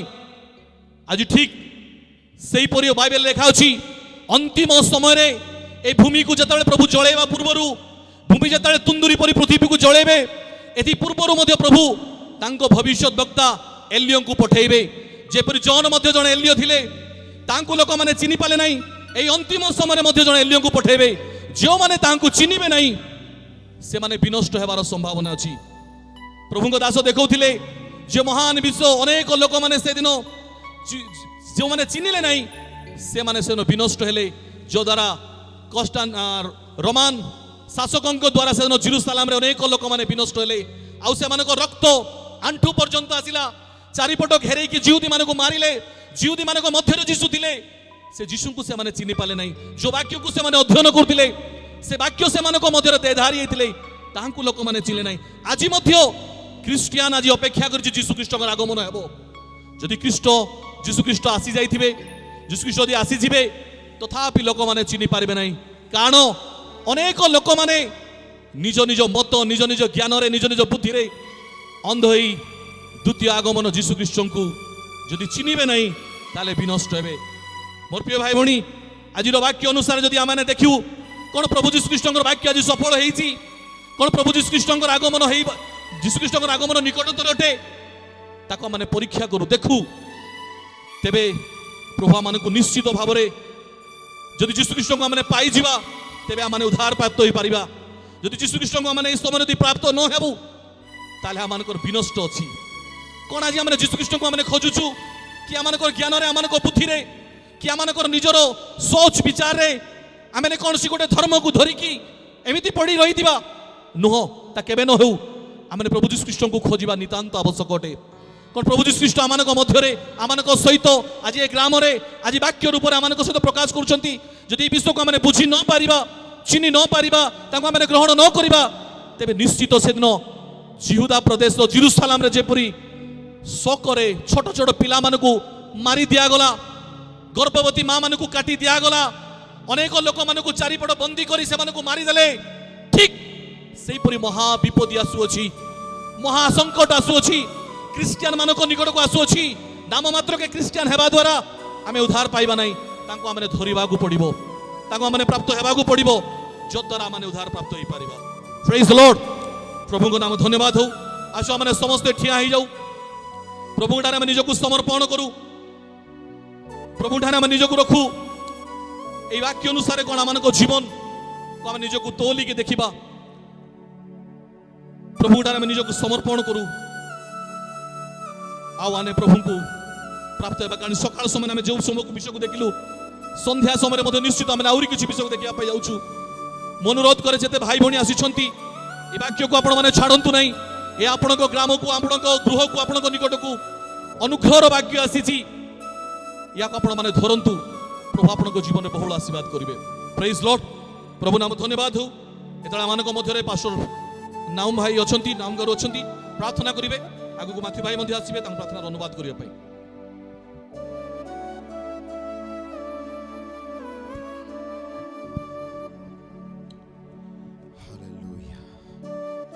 మనందరం కూడా కళ్ళు మూసుకొని ସମସ୍ତେ ଚକ୍ଷୁ ବନ୍ଦ କରି ఈ సమయంలో ଏ ସମୟରେ మనము ప్రభుకి మనల్ని సమర్పించుకుందాం. ଆମେ ସଦାପ୍ରଭୁଙ୍କ ନିକଟରେ ନିଜକୁ ସମର୍ପଣ କରିବା। ఆయన దొరుకు కాలమున, ప్రభు దొరుకు కాలమున ତାଙ୍କ ପ୍ରଭୁଙ୍କ ଉଦ୍ଦେଶ୍ୟ ମିଳୁଥିବା ସମୟରେ ప్రభువును మనం వెదకవలసిన్నది. ଆମେ ସଦାପ୍ରଭୁଙ୍କ ଅନ୍ୱେଷଣ କରିବା ଆବଶ୍ୟକ। ఆయన దొరుకు కాలం అయిపోయిన తర్వాత ତାଙ୍କର ଉଦ୍ଦେଶ୍ୟ ମିଳୁଥିବା ସମୟ ସମାପ୍ତ ହେଲା ପରେ మనం ఆయనను వెదకలేము. ଆମେ ତାଙ୍କୁ ଆଉ ଅନ୍ୱେଷଣ କରିପାରିବା ఈ ନାହିଁ। కాలం ఏమై ఉన్నదో, ଏହି ଯୁଗ କେଉଁ ସମୟ, ବର୍ତ୍ତମାନ ଏହା କେଉଁ ସମୟ ଅଟେ, ఈ కాలమును మనం గుర్తించవలసిన్నది. ଏହି ଯୁଗକୁ ଆମେ ଚିହ୍ନିବା ଆବଶ୍ୟକ ଅଟେ। కాబట్టి మనం సమర్పించుకుందాం. ଏଥିପାଇଁ ଆମେ ନିଜକୁ ସମର୍ପିତ କରିବା। బైబిల్ ఎలా ఉండమని చెప్తుందో ବାଇବେଲରେ ଯେମିତି ରହିବା ପାଇଁ ଲେଖା ହୋଇଅଛି అలా మనం ఉండాలని ସେଇ ପ୍ରକାରେ ଆମେ ରହିବା ପାଇଁ, ఈ రోజు ఒక మంచి నిర్ణయం తీసుకుందాం. ଆଉ ସେଇ ପ୍ରକାର ରହିବା ପାଇଁ ଆପଣ ଗୋଟେ ଉତ୍ତମ ନିର୍ଣ୍ଣୟ କରନ୍ତୁ, ନିଷ୍ପତ୍ତି ନିଅନ୍ତୁ। ప్రార్థన. ପ୍ରାର୍ଥନା କରିବା। ప్రభువా నీకు వందనములు, ପ୍ରଭୁ ଆପଣଙ୍କୁ ବନ୍ଦନା ଜ୍ଞାପନ କରୁଅଛୁ, కృతజ్ఞతలు చెల్లిస్తా ఉన్నాం. ଆପଣଙ୍କୁ କୃତଜ୍ଞତା ଜ୍ଞାପନ କରୁଅଛୁ। సహోదరుడు బిసస్ ఏర్పాటు చేసిన ଭାଇ ବିଶେଷ ଆୟୋଜନ କରିଥିବା ఈ 2 రోజుల కూటాలలో ଏହି 2 ଦିନିଆ ସଭାରେ, మొదటి కూడికలో ପ୍ରଥମ ସଭାରେ నీ దాసుడు పాస్టర్ ఓబేద్ గారు నిలబెట్టుకుని ଆପଣଙ୍କ ଦାସ ପାଷ୍ଟର ଅବେଦଙ୍କୁ ଆପଣ ଠିଡ଼ା କରି మీరు మాట్లాడిన విధానం బట్టి వందనాలు. ଆପଣ କଥା କହିଥିବା ବିଷୟ ପାଇଁ ଆପଣଙ୍କୁ ଧନ୍ୟବାଦ ଦେଉଅଛୁ। ప్రభువా విత్తబడిన వాక్య ప్రకారముగా ପ୍ରଭୁ ବୁଣା ଯାଇଥିବା ବାକ୍ୟ ଅନୁଯାୟୀ మా జీవితాలు మేము మార్చుకుని ଆମମାନଙ୍କ ଜୀବନକୁ ଆମେ ପରିବର୍ତ୍ତନ କରି కాలమునకు తగ్గట్టుగా ଏହି ଯୁଗ ଅନୁଯାୟୀ మేము జీవించే కృప దయచేయండి. ଏହି ଯୁଗ ଅନୁଯାୟୀ ଆମେ ଯେମିତି ଜୀବନ ଅତିବାହିତ କରିବୁ ଏଥିని ମଧ୍ୟ ଅନୁଗ୍ରହ ఈ ପ୍ରଦାନ కాల- ఈ କରନ୍ତୁ। కాలమునకు నీ ఒక వర్తమానం ఇచ్చావని, ଏହି ଯୁଗରେ ଆପଣ ଆପଣଙ୍କ ସନ୍ଦେଶ ଦେଇ ଅଛନ୍ତି ବୋଲି ବିଶ୍ୱାସ କରି ఆ వర్తమానం ఇప్పుడు ఈ వీధిలో ప్రకటించబడుతుందని, ସେଇ ସନ୍ଦେଶ ଏହି ଗାଁରେ ପ୍ରଚାର ହେଉଅଛି ବୋଲି ఇక్కడ ప్రజలు గుర్తించి ଏଠିକାର ଲୋକମାନେ ଜାଣି దాన్ని స్వీకరించే కృప దయచేయండి. ଆଉ ତାହାଙ୍କୁ ସ୍ୱୀକାର କରିବା ପାଇଁ ଗ୍ରହଣ କରିବା ପାଇଁ ଆପଣ ଅନୁଗ୍ରହ କରନ୍ତୁ। ఇంకను ప్రభువా, ତାପରେ ପ୍ରଭୁ రేపు రాత్రి వరకు ఈ కూటాలు କାଲି ରାତ୍ରି ପର୍ଯ୍ୟନ୍ତ ମଧ୍ୟ నీ ଏହି ఆధీనము- ସଭା ଗୁଡ଼ିକ నీ ఆధీనములో స్వాధీనములో జరిగించండి. ଆପଣଙ୍କ ସ୍ୱାଧୀନରେ ଆପଣଙ୍କ ନିୟନ୍ତ୍ରଣରେ ପରିଚାଳନା କରନ୍ତୁ। ఇంకా అనేకులని స్థలానికి మీరు తీసుకుని రండి. ଆଉ ଅନେକଙ୍କୁ ଏହି ସ୍ଥାନକୁ ନେଇ ଆସନ୍ତୁ। ప్రభువా, ఇంకను రాబోయే కూటాలలో ପ୍ରଭୁ ଆଗାମୀ ସଭା ଗୁଡ଼ିକରେ ମଧ୍ୟ మాట్లాడబోయే సేవకులకు ଆପଣ ପ୍ରଚାର କରୁଥିବା ସେବକମାନଙ୍କୁ మీరు అభిషేకించి ଆପଣ ଅଭିଷେକ କରି వారి ద్వారా మీరే మాట్లాడమని ତାଙ୍କ ଦ୍ୱାରା ଆପଣ ହିଁ କଥା କୁହନ୍ତୁ ବୋଲି ప్రభు అయిన యేసు క్రీస్తు నామములో అడుగుచున్నాము. ପ୍ରଭୁ ଯୀଶୁ ଖ୍ରୀଷ୍ଟଙ୍କ ନାମରେ ମାଗୁଅଛୁ। ఆమేన్, ଆମେନ୍ ఆమేన్. ଆମେନ୍।